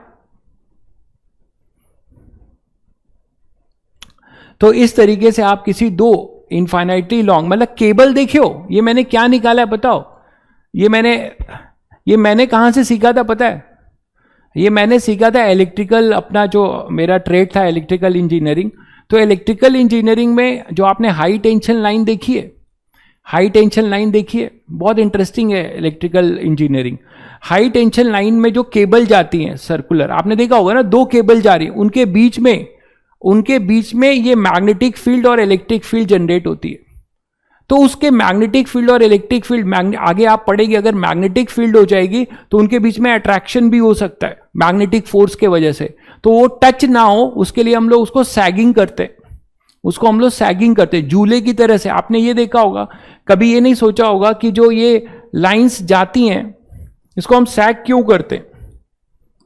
ये जो भी लाइंस जाती हैं, आपने देखा होगा कि ये मैं ऐसे लेके जाते हो, ये जो लाइंस जाती हैं ये ऐसे करके जाती है, सैग करके ले जाते हैं, उसकी सैगिंग करते हैं हम लोग। उसका रीजन भी कुछ है इधर, हमने डायरेक्ट ऐसे क्यों नहीं कर दिया, हमने डायरेक्ट इसको ऐसे क्यों नहीं कर दिया, तो सैगिंग करते हैं हम लोग उसको। बहुत इंटरेस्टिंग है ट्रांसमिशन। मैंने 3 साल काम किया है इस फील्ड में, transmission and testing and commissioning engineer था मैं पावर ट्रांसफार्मर का, स्नाइडर इलेक्ट्रिकल में 3 साल मैंने इसमें डिवोट किए। तो बहुत इंटरेस्टिंग फील्ड है ये भी। 11,000 वोल्ट पे काम करता था, अगर थोड़ी भी कुछ हुई तो मतलब शरीर का मतलब क्या, वो एसेस भी नहीं मिलेंगे। कंपनी बहुत बड़ा जो है इंश्योरेंस देकर रखती थी, कंपनी बहुत बड़ा इंश्योरेंस देकर रखती थी कि अगर मैं कहीं चला जाऊं तो कम से कम परिवार को मिलेगा कुछ ना कुछ। तो ये बहुत इंटरेस्टिंग है। तो मुझे वहां से मिला था ये इसकी जो कैपेसिटेंस, इसका जो कैपेसिटेंस निकालने का ये कॉन्सेप्ट मैंने वहां से जो है इसको जो है सीखा था। इसको मैंने आपके में सिखाया क्योंकि ये पूछा जा सकता है, आपके सिलेबस के अकॉर्डिंग है, ठीक है। बहुत इंटरेस्टिंग फील्ड है, बट जितने भी कोर ब्रांचेज हैं उसमें मेहनत बहुत है और सैलरी बहुत कम है, पैकेज बहुत कम होते हैं कोर ब्रांचेज में। सिविल इंजीनियरिंग है, इलेक्ट्रिकल इंजीनियरिंग है, मैकेनिकल इंजीनियरिंग है, इसमें पैसे कम मिलते हैं, है ना, इन कॉम्पेरिजन टू योर सीएस। तो सीएस में जाएंगे तो पैसा बरस सकता है, ठीक है, बट वो पैसा बहुत जल्दी कम भी हो सकता है, वो टेम्पररी है, उतार चढ़ाव देखेंगे। बट अगर आप इलेक्ट्रिकल से हैं, मैकेनिकल से हैं, तो इन सब में जॉब अपॉर्चुनिटी अब काफी टफ हो गई है। लेकिन इसमें जो भी आप है, जैसे आप कोई गवर्नमेंट जॉब सेक्टर ज्वाइन कर सकते हैं, बहुत सारे पीएसयूज ज्वाइन कर सकते हैं, तो आपको एक स्टेबिलिटी मिलेगी लाइफ में। अबे भैया, मैं जब से पास आउट हूं ना, एक भाई लिख रहा है आपको बहुत मिला होगा। सुनो, 2009 का आप सर्च करके देखना, 2008 और 9 का रिसेशन, बहुत भयानक रिसेशन में हम लोग पास आउट हुए हैं, किसी को जॉब नहीं मिल रही थी, ठीक है। वो तो जो कोर ब्रांच से थे उनको जॉब मिल गई, बट वो अलग बात है कि जो जॉब एक्स अमाउंट में मिलनी थी वो जो है अब x/3 में मिलने लगी, ठीक है। तो 2009 का जो रिसेशन है, 8-9 में चला है ये रिसेशन, वर्ल्ड का नंबर, मतलब वर्ल्ड का सबसे खराब रिसेशन रहा है, बहुत ही खराब, ठीक है, बिगेस्ट रिसेशन था वो, ठीक है ना, उससे भी ज्यादा था भाई। सिलिकॉन वैली से लोग लौट के घर आ रहे थे, सिलिकॉन वैली में जमे जमाए इंजीनियर जो है सॉफ्टवेयर के, वो लौट कर घर आ रहे थे। जो कोर ब्रांच के थे, हमें जीने खाने को मिल गया था, तो कोर ब्रांच वालों का प्लेसमेंट हो गया था, बाकी किसी का नहीं हुआ, सबका सॉरी लेटर था। और उनको 2 साल तक होल्ड किया गया, फिर 2010-11 से ज्वाइनिंग कराई गई, ठीक है। चलिए फिर मिलते हैं बच्चों, फिर ठीक है, अपनी चीजों को रिवाइज करके आइए, ठीक है, फिर मिलते हैं।